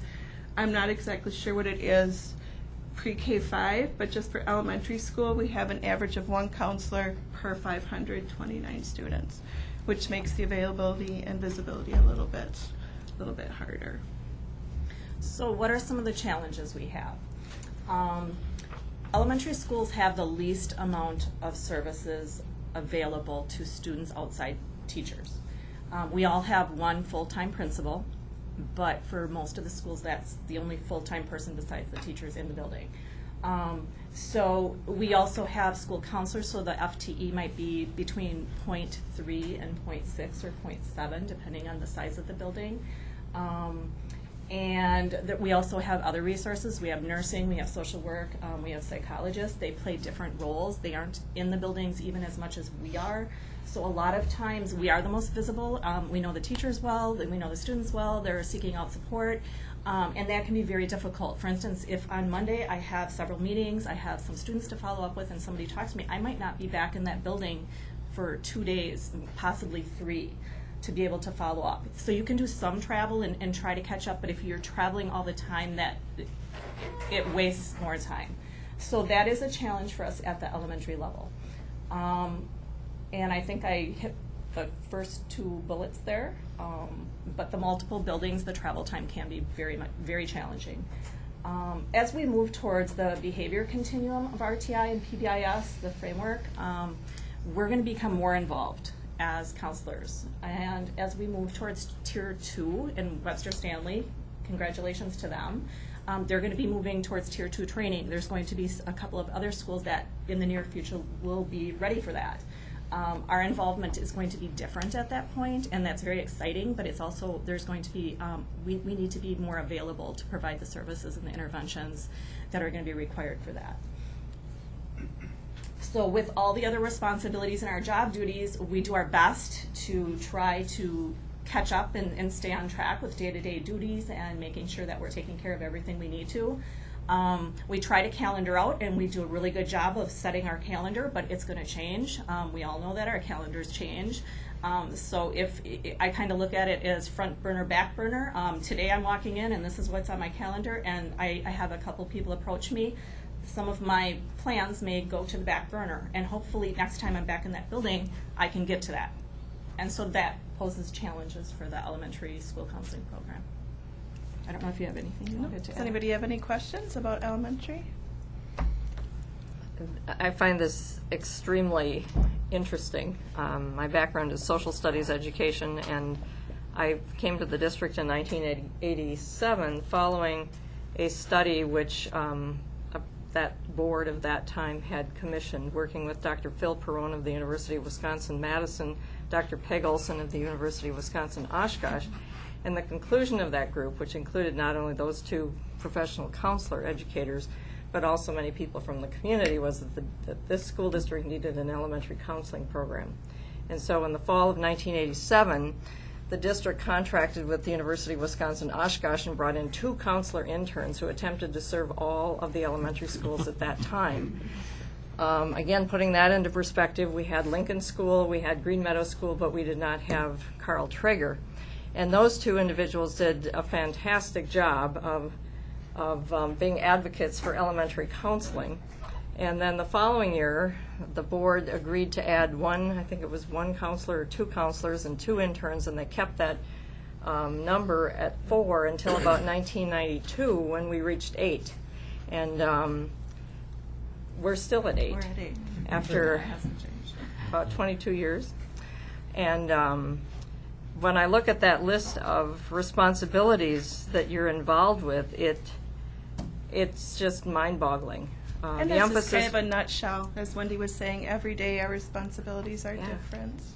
But the emphasis back then in the 90s was on those classroom lessons, and the classroom teachers were expected to be in the classrooms. It wasn't prep time, so that they had an idea of what was going on, and they could do follow-up with whatever the counselors were doing. But it's an extraordinary workload.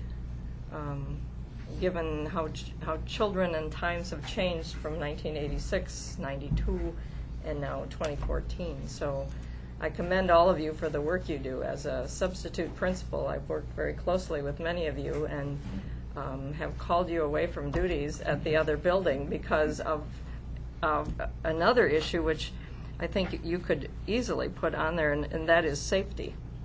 There are many safety issues that arise in dealing with regular ed as well as special ed children, and having a professional counselor in the building makes a big difference in dealing with those situations and communicating with parents. So thank you for what you do. Thanks. Do you have any notion of what services don't get met because you're at another building? I would say many of I don't want to say mental health services, but so many times when we see students, it's a crisis-driven kind of response. So we meet that need at that time, but the long term to follow up with them, or if there are family things that are going on, that would be what I would think. Because one of the things I'm not sure if the board is aware of is that counselors are also instrumental. They're instrumental in academic achievement, which we just heard about in assessment, and the gaps. And if you don't have, well, they're instrumental in academic achievement, personal, social, and career. Okay. And that's why I'm interested in, Julie, when we get to that point with the education committee, to look at those gaps and to segregate those gaps. Because if you don't have a fully staffed pupil services team, it impacts academic achievement. And so you can have the greatest curriculum in the world and all your teachers trained, but if kids aren't getting the services they need, your data's still going to stall. Well, and then when you, when you look at, the brain research, I am absolutely definitely not one of the top brain research people, but if students are in trauma or they've got these mental health needs, their brains are going to shut right down and they're not going to get the academic knowledge. Or are they going to be able to test? Right. Well, and that's just it. There's quite a few students where they need intermittent ongoing support so that they can function during the school day because of what's happening outside of school. And while we can help provide that, they're working out of the brainstem, that they aren't thinking. They're not going to sit down and be able to do the best they can. But it's hard because there are days you miss being able to follow up, and that's hard. As far as numbers, I honestly think a lot of the elementary schools are so used to having no other person. The principals are so used to not having another person available. They do their best, but they also understand this is what this is what we have. So I don't know that we could get the numbers. I think the principals, it would be interesting conversation, but I think that sometimes they just they're not able to make the referral. Absolutely. Well, I thank you. Thank you. And I Thank think you. we'll move on and invite the middle school counselors to come up. I think a couple of them have joined us here this evening. Go ahead and introduce yourselves and we'll continue the conversation. I'm Heather Walters, school counselor at South Park Middle School. I'm Lisa Plonsky, I'm school counselor at Webster Middle. So thanks for having us speak tonight. I just wanted to take a few moments and highlight some of the issues that we're facing as a district at the middle school level in the area of school counseling services. School counselors exist to provide students with the support in the following areas, like Kelly mentioned: academic success, social emotional wellness, and career readiness. And the reality is that there's many other specific things that we work on a daily basis, such as time management, teaching our students how to be effective organizers, test-taking skills. We work on suicide prevention, self-harm. And this format is either individual with our students or in the classroom setting. A significant component of school counseling is really developing those relationships with our students, with our staff, and also with the community partnerships as well. But a lot of the issues that our students are coming to school with, the mental health needs, are really impacting our ability to provide those services in those three areas of academic success, social emotional wellness, and career readiness. So, as the elementary school counselors spoke to, we looked a lot at what the ratio is. So according to the American School Counseling Association, it should be 250 to 1 counselor. And as you can see, with the information up here, the ratio is, we're definitely not anywhere near that. How this is important is because it really affects how we can do our jobs, how we can meet the needs of all of our students. As Heather mentioned and the elementary school counselors talked about, there's a lot of mental health services that are needed that we are unable to meet. When it talks about, we're really in a crisis-driven spot. We are dealing with crisis after crisis and unable to sometimes do the follow-up services that we want to, or we're not able to do the preventative or proactive services that we really need to be able to help our students with what they're dealing with. Overall, we can't always do the teacher consultation. We can't always do the community services. We can't meet all the students' needs that we really need to be doing as part of our job.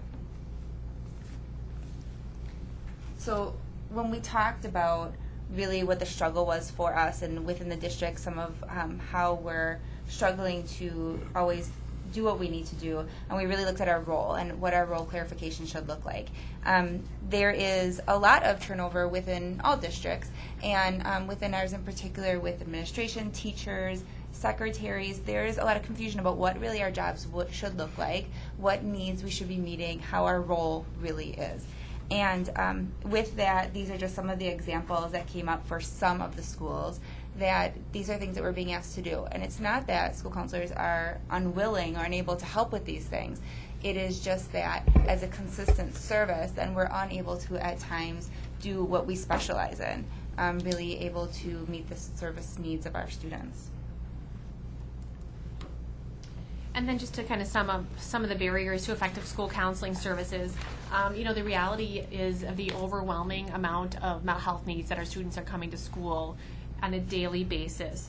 And the social workers will highlight this in detail, but just to give a quick snapshot, we have students who are struggling with homelessness, AODA issues, not only with students but with their parents as well.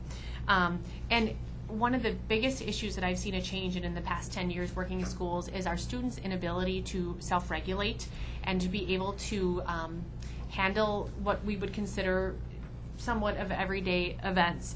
And the reason this is so important as school counselors is because one of our main focuses is to provide academic success for all of our students.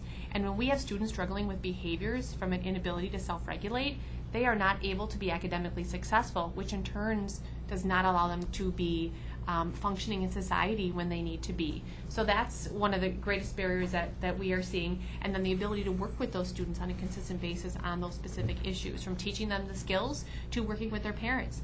And then following appropriate referrals. We talk about family systems and being able to educate our students and then also have families involved and supportive so that they are able to proceed and get the appropriate services within the community. We can link our students up to it, but we need parents to understand the importance of it and to make sure that they get their students to those appointments, whether it's with a mental health provider, whether it's with a physician, etc. And then ultimately another barrier too is just from our time management perspective is to keep ourselves current in best practices and to have the ability to keep us providing the best services that we can to the students of the Oshkosh Area School District.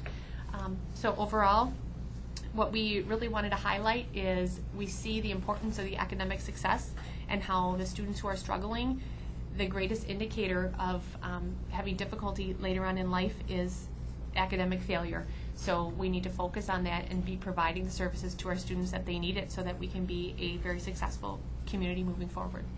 So, any questions? Yes, Ms. You could go back to the school counselor role clarification slide. I know that many of the job descriptions in the district traditionally have had a final item which has been other duties as assigned. So other than perhaps the test administration, is there anything left on that list that it's specifically mentioned in the middle school counselor job description? I don't think so. Okay, thank you. Thank you for the work you do. Okay, thanks. All right, high school. I think there are a couple of representatives here. We lost the rock, paper, scissors. You what? We lost rock, paper, scissors. We gotta be the speakers. Okay, all right, okay. Oh, we're That not was on fast. there. That's the social worker one. Oh, High school director. yeah, it's here. It's right there. I don't know how to get it there. I have it on my flash drive. You have a flash drive? Dr. Gunlock will plug it in probably. I thought I saw you carrying one. I didn't realize you didn't give it to him.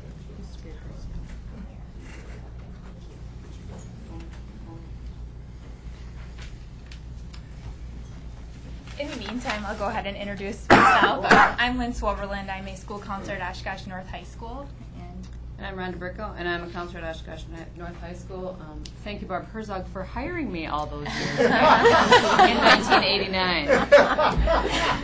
Okay. A good decision, obviously. Now that we have our slides up, I'll go ahead and get started. As a high school counseling team, we identified the following 4 areas as our greatest needs to maximize our outcome of services to students. The first being career development, the second, mental health services, third, student assistance programming, and fourth, alternative education services. And I'm going to get going with career development. We have identified a need for an individual specialist to focus on career development at each high school. Currently, we'd like to see a specialist place primary focus on the latest career trends and initiatives, as well as focus on the implementation of services. Currently, our students participate in career exploration through WisCareers and the Wisconsin Career Pathways websites, as well as the Explorer program, job shadowing, internship, and youth apprenticeship opportunities. This need for increased career development opportunities for our students fits with the district's strategic plan.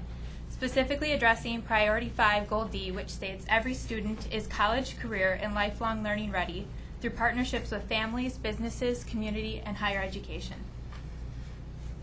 Further, the 2017 DPI mandate stipulates that each student will graduate with an active academic and career portfolio or plan, which is required to be updated annually.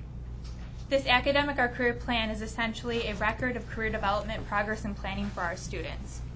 Items such as interest inventories, resumes, etc. will be uploaded to the portfolio as students research various careers and educational pathways, along with their personal interests so that they can make more informed, hopefully, post-secondary plans. As such initiatives continue to grow and increase in depth, it is difficult for school counselors to remain generalists. We see the need for a specialist in the area of career development so there is consistency in organizing and carrying out these initiatives effectively so our students have meaningful career development experiences. And further, we see career development as a theme to be embedded in curriculum so that students can see the relation between what they are learning in the classroom to their personal goals. And hopefully we would also see an increase to student engagement to learning.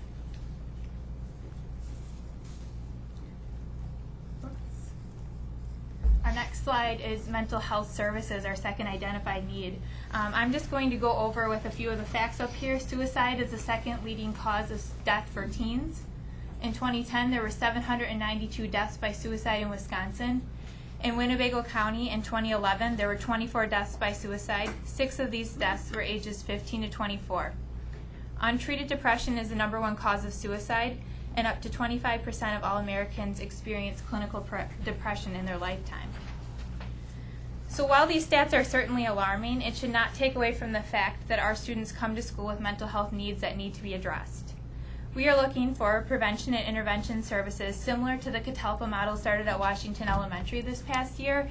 We would like to see intervention services such as the Catalpa model available to all of our buildings, as we firmly believe that mental health needs do not discriminate against or among student populations or schools. So in summary for my portion, we see an increased need to support services to address the academic, mental health, and the post-secondary needs of our students. Alt-Ed services, I know Mrs. Mosier has told you that you're going to get more information on that later. But as far as high school counselors, and I get to, because I'm old, I get to give a little bit of history, or I'm going to do that. We used to have a pretty strong program called School Within a School that really addressed the needs of 9th and 10th grade students, because years ago we had already identified that need, and those students haven't gone anywhere, but the program has gone away. So currently we do have a large wait list of students for Riverside program, many of them first generational, who don't always have the support as other students do in terms of education being a priority in their family, or who are experiencing some of those AODA issues, mental health issues, lots of different things. So certainly with that waiting list, we know kids are doing that. I actually spoke with 2 students today about how long is it going to be at Mrs. Bricko. So I think that's the hard part for us as counselors going, we've identified that need, we know what we have to serve them, but then we ask them to wait. It's kind of like saying, okay, you're in the emergency room now, we'll be with you as soon as we can. And for some of them, that is over a year. And many times what happens then, that you can get them excited and go, here it is, now this will fit you, and they want to try something else, but through that waiting and getting further behind, they get less and less involved with that system and feeling educationally lost. So personally, I know as counselors that's really hard for all of us, and saying we know the need is there, we need to have more programming available for students. Especially talking about those 9th and 10th grade. We know that our colleagues at elementary and middle school do the very best with what they have, but many are not fixed. They're still coming with issues or develop them depending on what happens in their life and with their family. So it's very difficult when we don't have something specifically for those students, and many of them, for various reasons, are looking for something that really is outside of the school. That is where they identify, that is what they do well with. We've done extensive interviews with those students, as has Mrs. Leader, asking what is the difference about Riverside. Some of it is a small program, it is individualized attention, it is learning to their styles. So that is something where we're really saying, we can do the identification, that is not the problem, but now we have to have more services to put them especially for those kids in 9th and 10th. At the 11th and 12th grade, at the 12th grade, we do have the New Start program. And at 11th grade, they can go into that Riverside program, but we really do see a gap in terms of program. We as counselors do lots of different intervention with them, as do their teachers, and not saying that nothing is being done, but we have a model that works and has worked, and so we're very concerned about that and see that as a risk. The visualization, as I was listening to my colleagues talk, was one kind of being in the circus. So I'm starting out juggling, so I'm looking at 1989, and I'm juggling a few balls, and then, as Barb said, and everything else directed by the principals on the bottom. And I remember being the very first counselor to give an AP test, because no one had ever done that, and the parents said, could you do that? I went, I guess, I don't know, and started with one, and then there was a whole bunch. So, you know, sure, you'll try that, and you'll do this. So I kind of think of that, and when we were looking at identifying gaps, not saying we don't do any of these things, but those sometimes are the balls that get dropped, unless it is a crisis, and then you quick pick that ball up and try to throw it back in the air again. So that really is, I don't think, good programming when you're looking at providing services to students and families. And again, lots of first-generational issues where kids have not had the advantage of some of the others. And if we look at, we do have a lot of programs that has built for GT, not saying their needs are less, they are certainly not. But I think we really need to, as far as pupil services, take a look at the whole scope of how we're serving our students. And in my tenure, certainly, I have definitely seen an erosion of what we have done for students in the alternative education realm. So I wanted to do that, even though that was the last slide, I'm going backwards, because this one is a passion for me, so I want to end with that. The statistics are up there. We know that AODA issues are increasing. You know, we know that by looking at the heroin problems. We read the news, the state news, the national news. So we certainly know that the issue of alcohol and drug abuse is more prevalent than ever. I'm seeing Dr. Jones back there going, okay, where's your chart, Mr. Sprickle? Sorry, I don't have all the charts, but looking at, I see that every day coming across my desk when I will ask a student when they're not doing well in class, I'll ask them to read a paragraph. Please read this paragraph. I'll talk to them for 5 minutes, and then I'll say, what was that paragraph about? And they have no recall. The amount of marijuana use in our schools is very alarming to me, and trying to show them when they're saying, it's not a big deal, Mrs. Brickle, look at Colorado, everything's good. But I'm saying you can't remember a paragraph. If you can't remember a paragraph in 5 minutes, if it was me, and with my age, I can understand that's different. But with our students, that is a very alarming statistic. And again, as counselors, that really is one of the balls sometimes that gets dropped. So I go back just historically and look at when I moved from the elementary to the high school many years ago. 22 groups a year I did, 22 different sorts of groups, anything from my Wild and Crazy Boys group, the 9th graders coming in, to senior girls transitioning, lots of AODA groups, Alateen, teen parenting, gender identity issues, I can go on and on. So that was 22 groups. I didn't have any more students than I have now, so my ratio is about the same. And I actually shouldn't say this, I'm embarrassed, but it is just the facts. I do no groups and have done no groups for many years. That is one of the balls that gets dropped, and we struggle with that because of all the other demands that have been added on. Not to anyone's fault, it's just the way the statistics are going, and it is about academic and preparedness, and we do all that too, but again, I'm going, it's all interconnected. We're looking at that. So when I see the number of students who come across my office and all of my high school colleagues with the suicidal ideation, with the threats, with the drug and alcohol, with increasing gender identity, we're looking, and we have a wonderful communities program that is working on 21st century skills, and we're taking input from where we are sending those students off to college, off to employment, military service, and saying kids need to have those connection skills now. So I think that program addresses it wonderfully, and we're trying to do that in the classroom.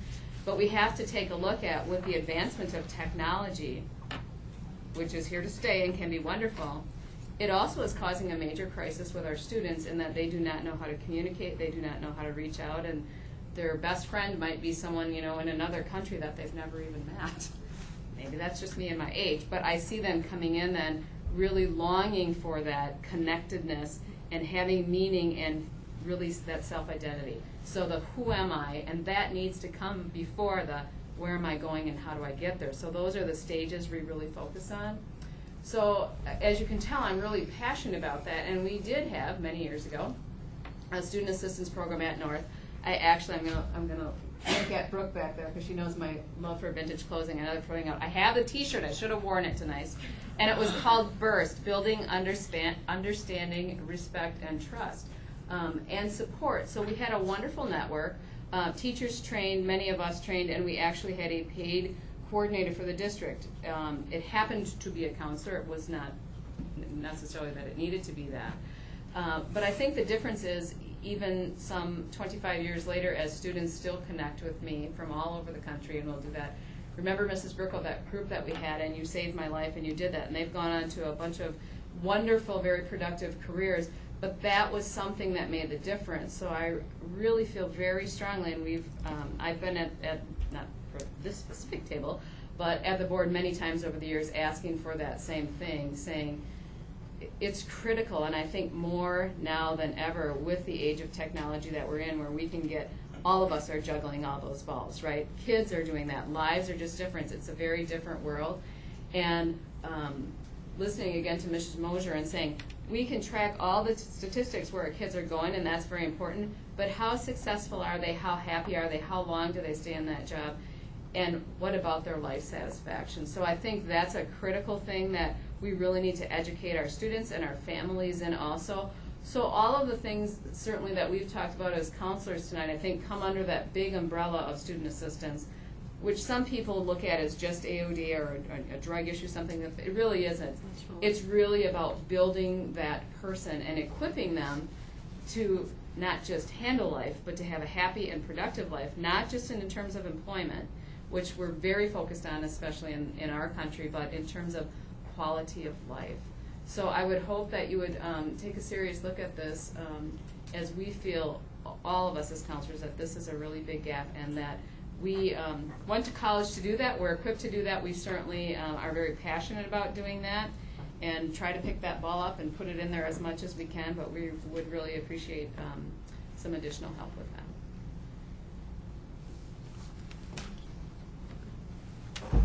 Thank you. Dr. Urza? We saw from the elementary counselors a report on some things that they are asked to do, which are not a specific part of their job description, and I've attempted to scan your job description as part of this report, and I don't know if I missed it or not, but sometimes high school counselors have been asked to create the master schedule at the high schools. I've never done that, but I understand it's an extremely time-consuming task. Is that part of the expectation of our high school counselors, or any of our high school counselors at this time? Am I under oath here? At Oshkosh North, yes, some of us still work pretty heavily with helping to do the master schedule. Okay.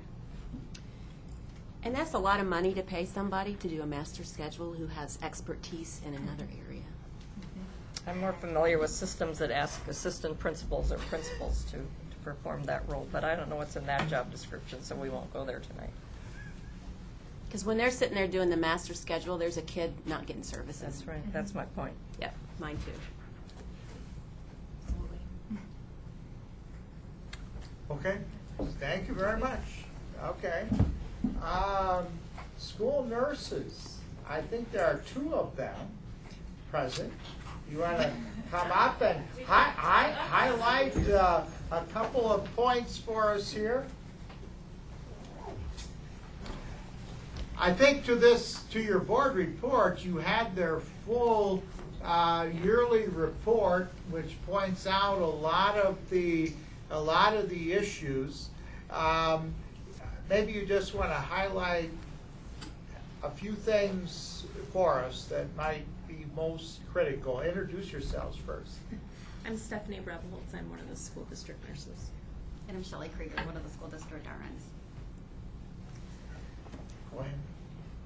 Well, we can start with just what the National Association for School Nurses recommends as a ratio for nurse to student. So what they really are saying is that there should be one nurse for every 750 students in the general population.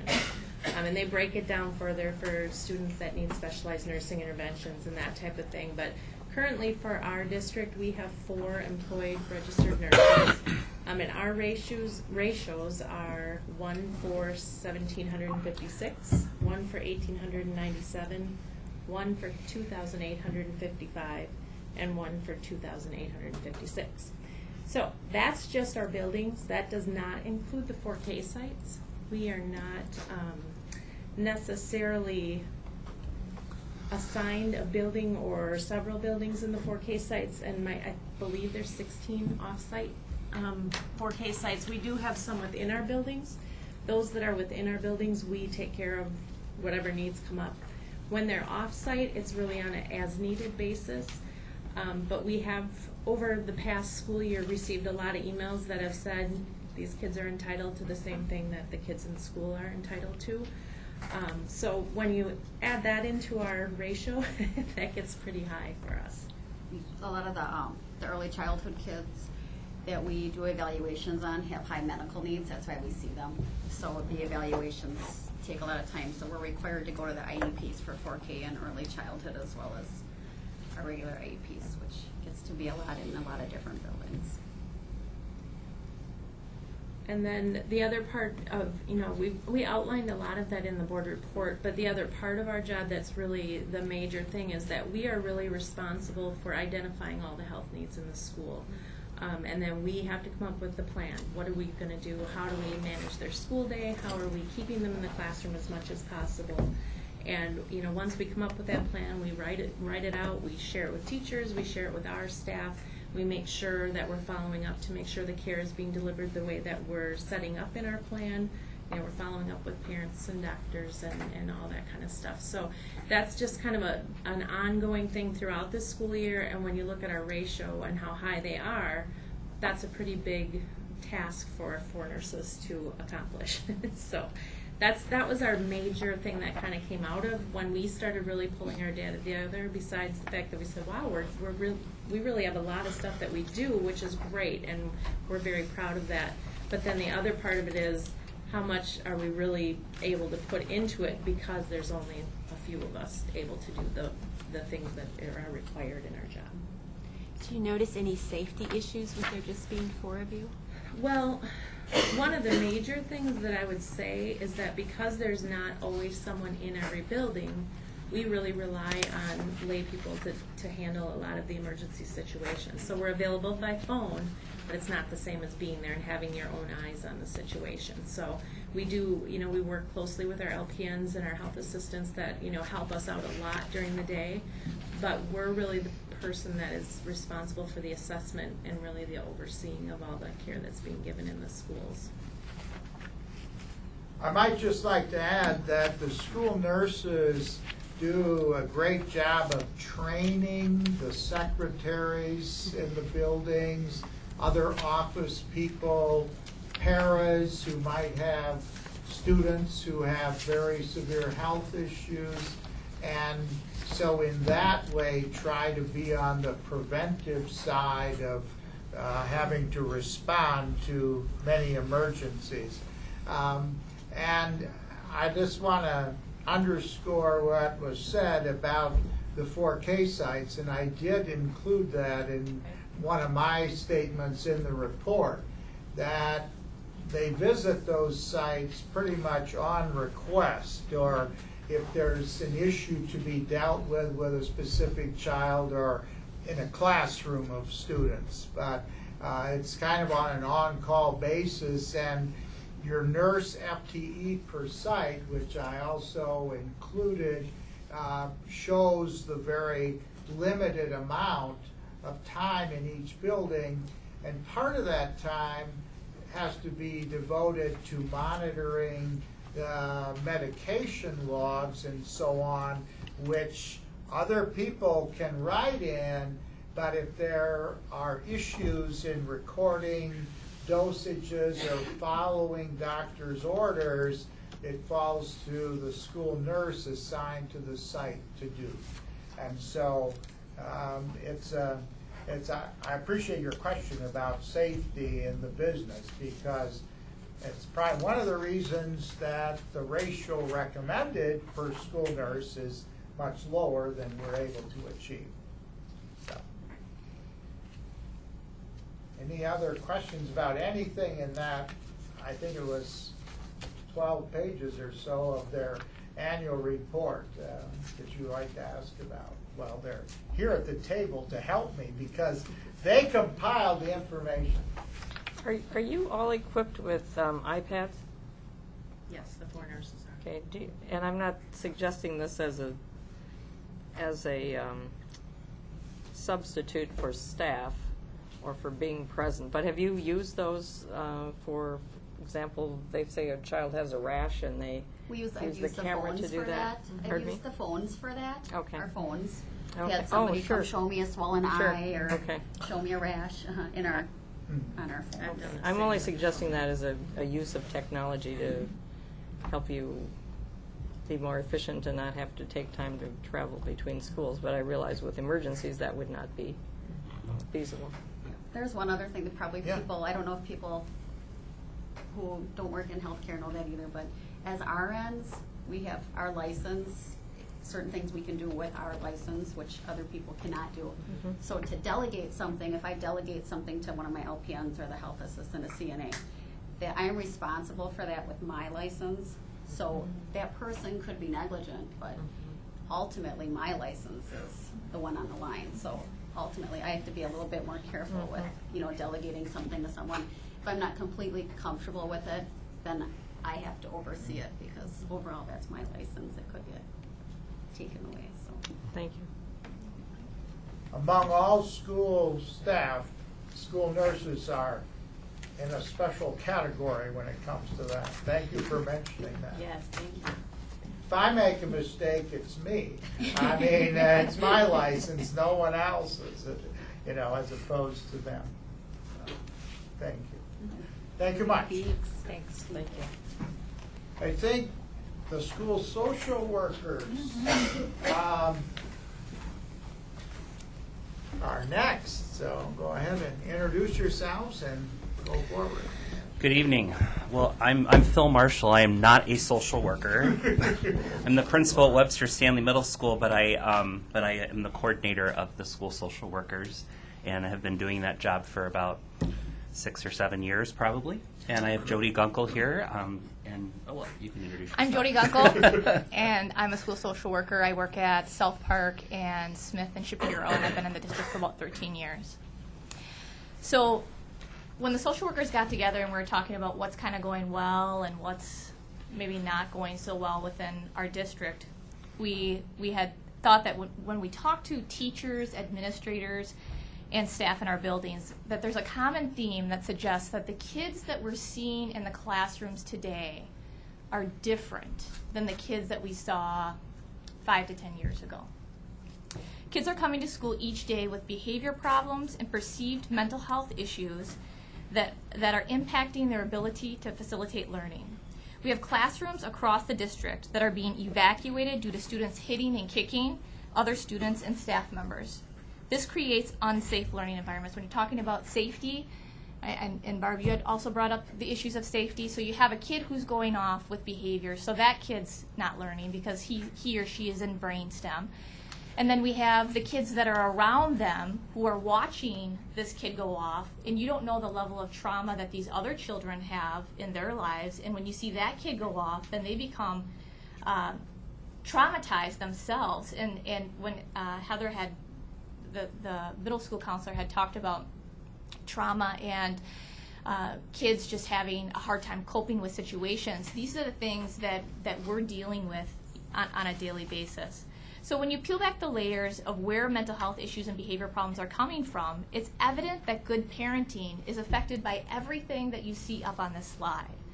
Drug and alcohol use, lack of financial resources, unemployment, incarceration, unmet mental health needs, transience, homelessness, and all of the things that are listed on the slide. Again, these are the things that on a daily basis the school social workers as well as the rest of your pupil services team are dealing with so that kids can come to school and that they can be prepared to learn and the teachers can do what they've been hired to do, and that is to teach. When kids are going off, it makes it very difficult for our teachers to teach.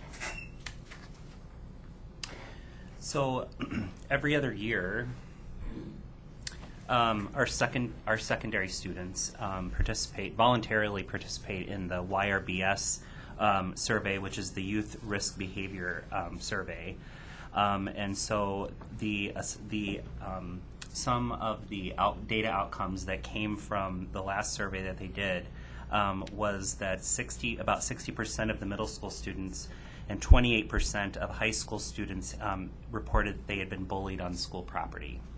14.6% of middle school students have not gone to school because they don't feel safe, and 7.6% of middle school students and 14.2% of high school students reported that they've attempted suicide.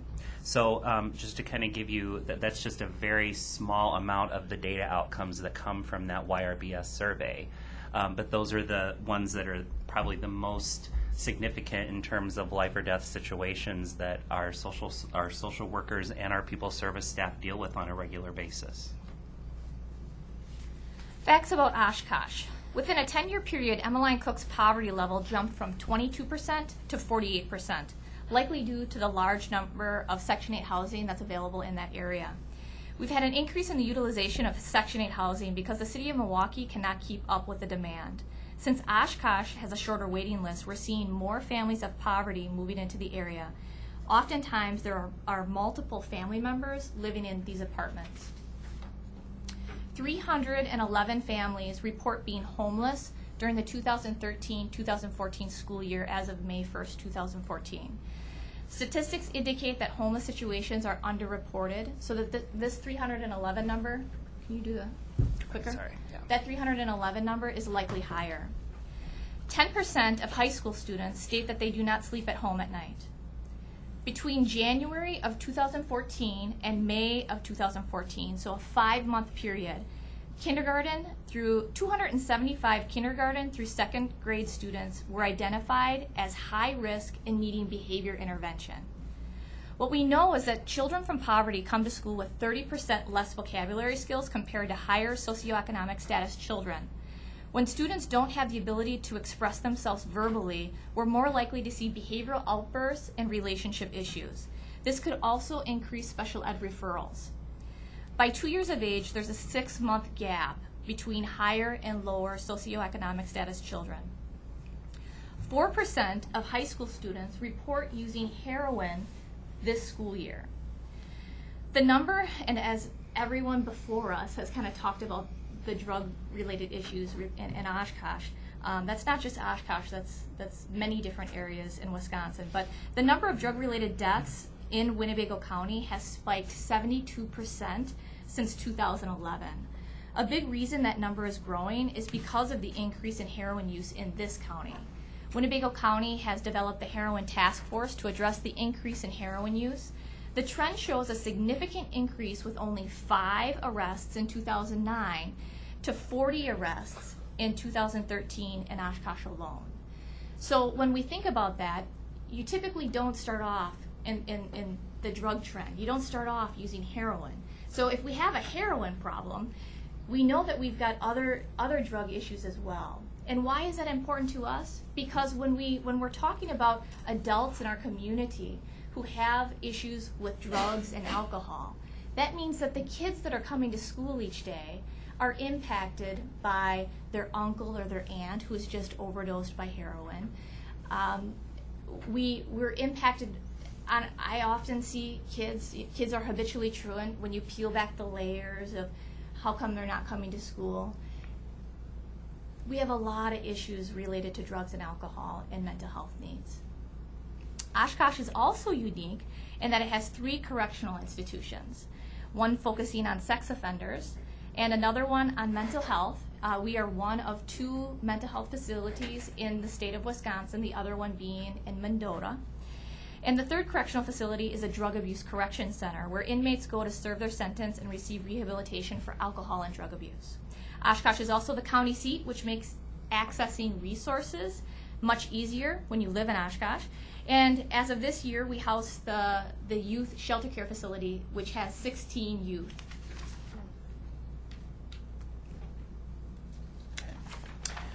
One thing that I just wanted to kind of point out about homelessness and the spike of homelessness, just to clarify what that means. You might think that just being homeless means that you're living on the street. But how we're reporting homelessness is not just in those particular situations, but typically they're doubling up with another family member or another friend of the family, or they could be living in a temporary situation, like in maybe one of the hotels or something here in town. So it's usually very temporary, very transitional, and can be very chaotic because it can change day to day, week to week.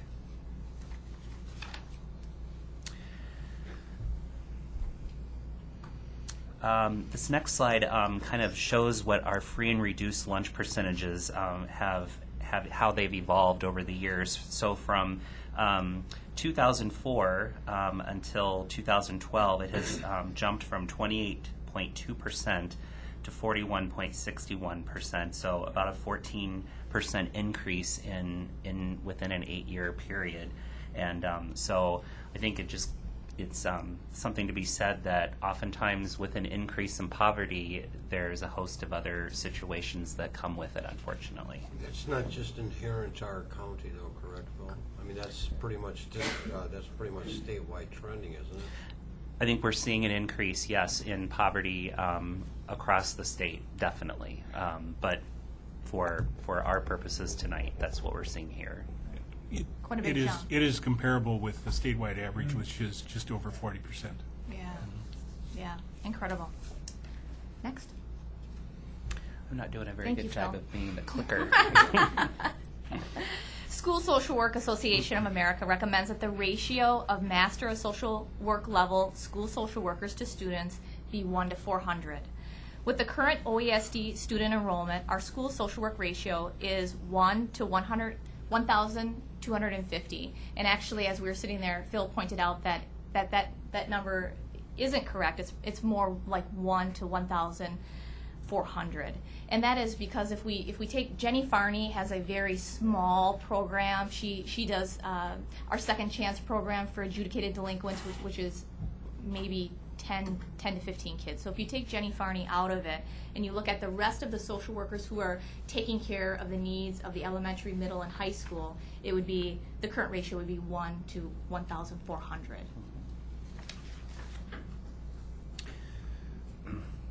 So our last slide here is talking about how we reduce the barriers that we're facing here. So if we were to follow the recommended ratio for school social workers to students at 1 to 400, we would more likely be able to develop better relationships with families at a younger age when the students are first starting school and identifying those in need so that we can better support teachers in the classroom. It's really that early intervention aspect is what we're getting at. This year, there were about 275 students at the K-2 level since January of 14 that were actually identified by our interventionists and principals as having chronic and severe behavioral issues. 275 at the K-2 level. These are non-identified special ed children. Correct. Kids need to learn how to self-regulate, as was mentioned before. They need to be referred for outside services. We need to develop relationships with families that need to be developed so that they can trust. They can trust and make recommendations of school staff. Kids are coming to school stressed and need to learn how to develop positive coping skills and that self-regulation again. But social workers are really able to assist in all of those areas, but they're just stretched way more than the limit. Social workers can provide parenting skills, resiliency training, positive coping strategies, behavior management, and referral to community resources. And I know it was mentioned earlier that many of our schools now are PBIS schools. Counselors are a part of that, as well as our social workers. They just can't be at so many different schools on those committees as we would like them to be. Winnebago County Department of Human Services has traditionally offered home, parent, family opportunities for families in need. So kind of teaching like just basic parenting skills and that type of thing. But unfortunately, this resource has been taxed over the last 3 to 5 years and has resulted in a long waiting list for the most severe cases. But to reduce barriers, we would recommend that the OASD consider early intervention for identified families who need this type of support. Offering early intervention services would reduce truancy, dropout rates, behavioral referrals, academic referrals, and increased positive, and it would increase positive homeschool community, homeschool relationships. And so you'll see on that slide up there that we really recommend that early childhood 4K program. We don't have a social worker that really serves that age group in our school district. Our social workers will help as they can, but we really feel that if we had a focus on that age range, that it could, in terms of an intervention strategy, that it might help in the long run. So citing the OASD strategic plan, one goal is to have every student college and career ready. As we've mentioned this evening, social workers can intervene with our most troubled youth in their earliest stages of development to nurture their social emotional wellness in order to accomplish that goal of the strategic plan. And I just wanted to kind of piggyback on, Julie's great report tonight, showing us the really great things that are happening with our data, things we need to work on. But I just, in my 20 years of being an educator, I will agree that if the social emotional needs of our students are not met, we will not see those positive trends continue. And I fear with seeing what we have coming through and the tremendous, the lack of people services that we're really offering here, I'm afraid that that's in jeopardy. So. Thank you. Any questions of the social work representatives here? Okay. Thank you much. Thank you. I won't say too much about the school psych area, other because in the report that they presented to you, I think they represented some of the same things you've already heard. One of the items that they focused on also was the idea of the school social psychologist being very able and willing and prepared to assist in the area of mental health, but pretty much their time commitment devoted to special education and Section 504 issues really occupies most of their time. And in terms of how they're funded, I suppose they really need to, because 84% of their funding comes out of Fund 27. So we really need to honor that as well. However, they certainly could be tapped for some of those things. The other thing that has come through practically in every area, I think, is the idea that our 4K school being in around 650 or 675 students probably has needs in the pupil service area that are not met. I mean, from the nurse's perspective, the school psychologist's perspective, particularly, and certainly the social work perspective. I couldn't agree more, and as I listened to this from all my colleagues here, seeing the relationship between the severe behavior issues in the early age groups is the rise in the last 4 and 5 years is, the curve is like straight up practically. I think it was 5 years ago we identified our first 4-year-old in EBD, and that was a very sad day for me. I didn't think I'd ever see that, and that's probably because I'm just old, but at any rate, I didn't think I'd ever see it, but it happened, and now it's happened all too often. I also want you to know that these 275 students that were referred to for early intervention from the 2 behavior intervention specialists, that is one of the uses to which we're putting our collaborative early intervention dollars that is required expenditure out of Fund 27. We actually have to spend it in Fund 10, but it comes because it's required by IDA. Bob, I think you should define Fund 27 as. Oh, special I'm ed. sorry. Fund 27 is the special education fund from both federal and local sources and state sources. So, yeah. I don't know. Any final questions or concerns or direction you might choose to send us down with this information in front of you? Any other questions? No, I just appreciate all the hard work that went into this. I know it was very time consuming. And yet it's so valuable because I think what lies ahead we have to talk about and try to figure out some type of plan, hopefully, to fill some of these gaps. Well, and certainly the one part of the gap that's come out tonight was brought forward, I think, when the changes to the 4K program were discussed in Education Committee, at any rate, I'm pretty sure. And so that might be an appropriate forum to explore some of this more in. Thank you. Thank you, and thank you to all my pupil service staff who joined me tonight. Yes, thank you. All right. From there, we move to request for future agenda items. Does anyone have an item that they wish to place on a future agenda?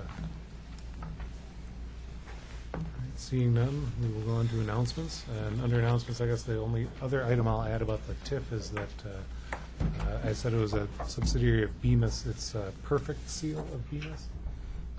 And I mentioned that they would be getting some monies from this TIF, and that would be a maximum of $2 million over 10 years as a pay-go. It's required that they actually put the addition, that they actually build the infrastructure they're talking about in order to receive that. They were looking at the possibility of either moving their entire facility to Mexico or expanding here. So, I don't think I made that real clear earlier. Yeah, I just make a comment as a reflection of what we heard on the night of the approval of the referendum in the community, and with the margin that was achieved, a number of people said to me, you should have potentially asked the community for more. I just did a quick calculation, the fact that if we would have had an additional $1 million of annual receipts, we roughly could have been dealing with about 15 full-time equivalent in pupil support personnel, pupil personnel areas of dividing roughly between 5 counselors and 5 social workers and 5 nurses. And the return on investment and return on the efficiency of the instructional program could clearly be demonstrated. And that's one of the issues that we truly face in our future, that we're operating at with all the good investment in instruction.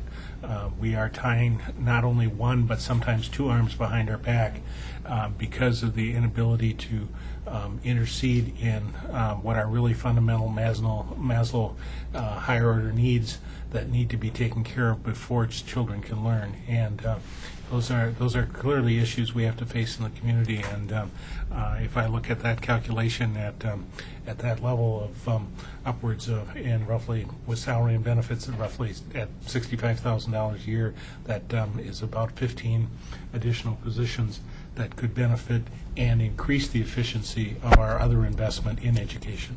And that's a dilemma that we face, and we're not unique in that. I compare notes with our colleagues in other districts, and we're facing very similar issues of the fact that we don't have the services that ensure that what we deliver instructionally are delivered at a level and with the ability for students to fully take advantage of of the issues, not just the students that need the service, but the 80 to 90% of the students whose instruction becomes impaired because of the other issues going on. So, fully recognized.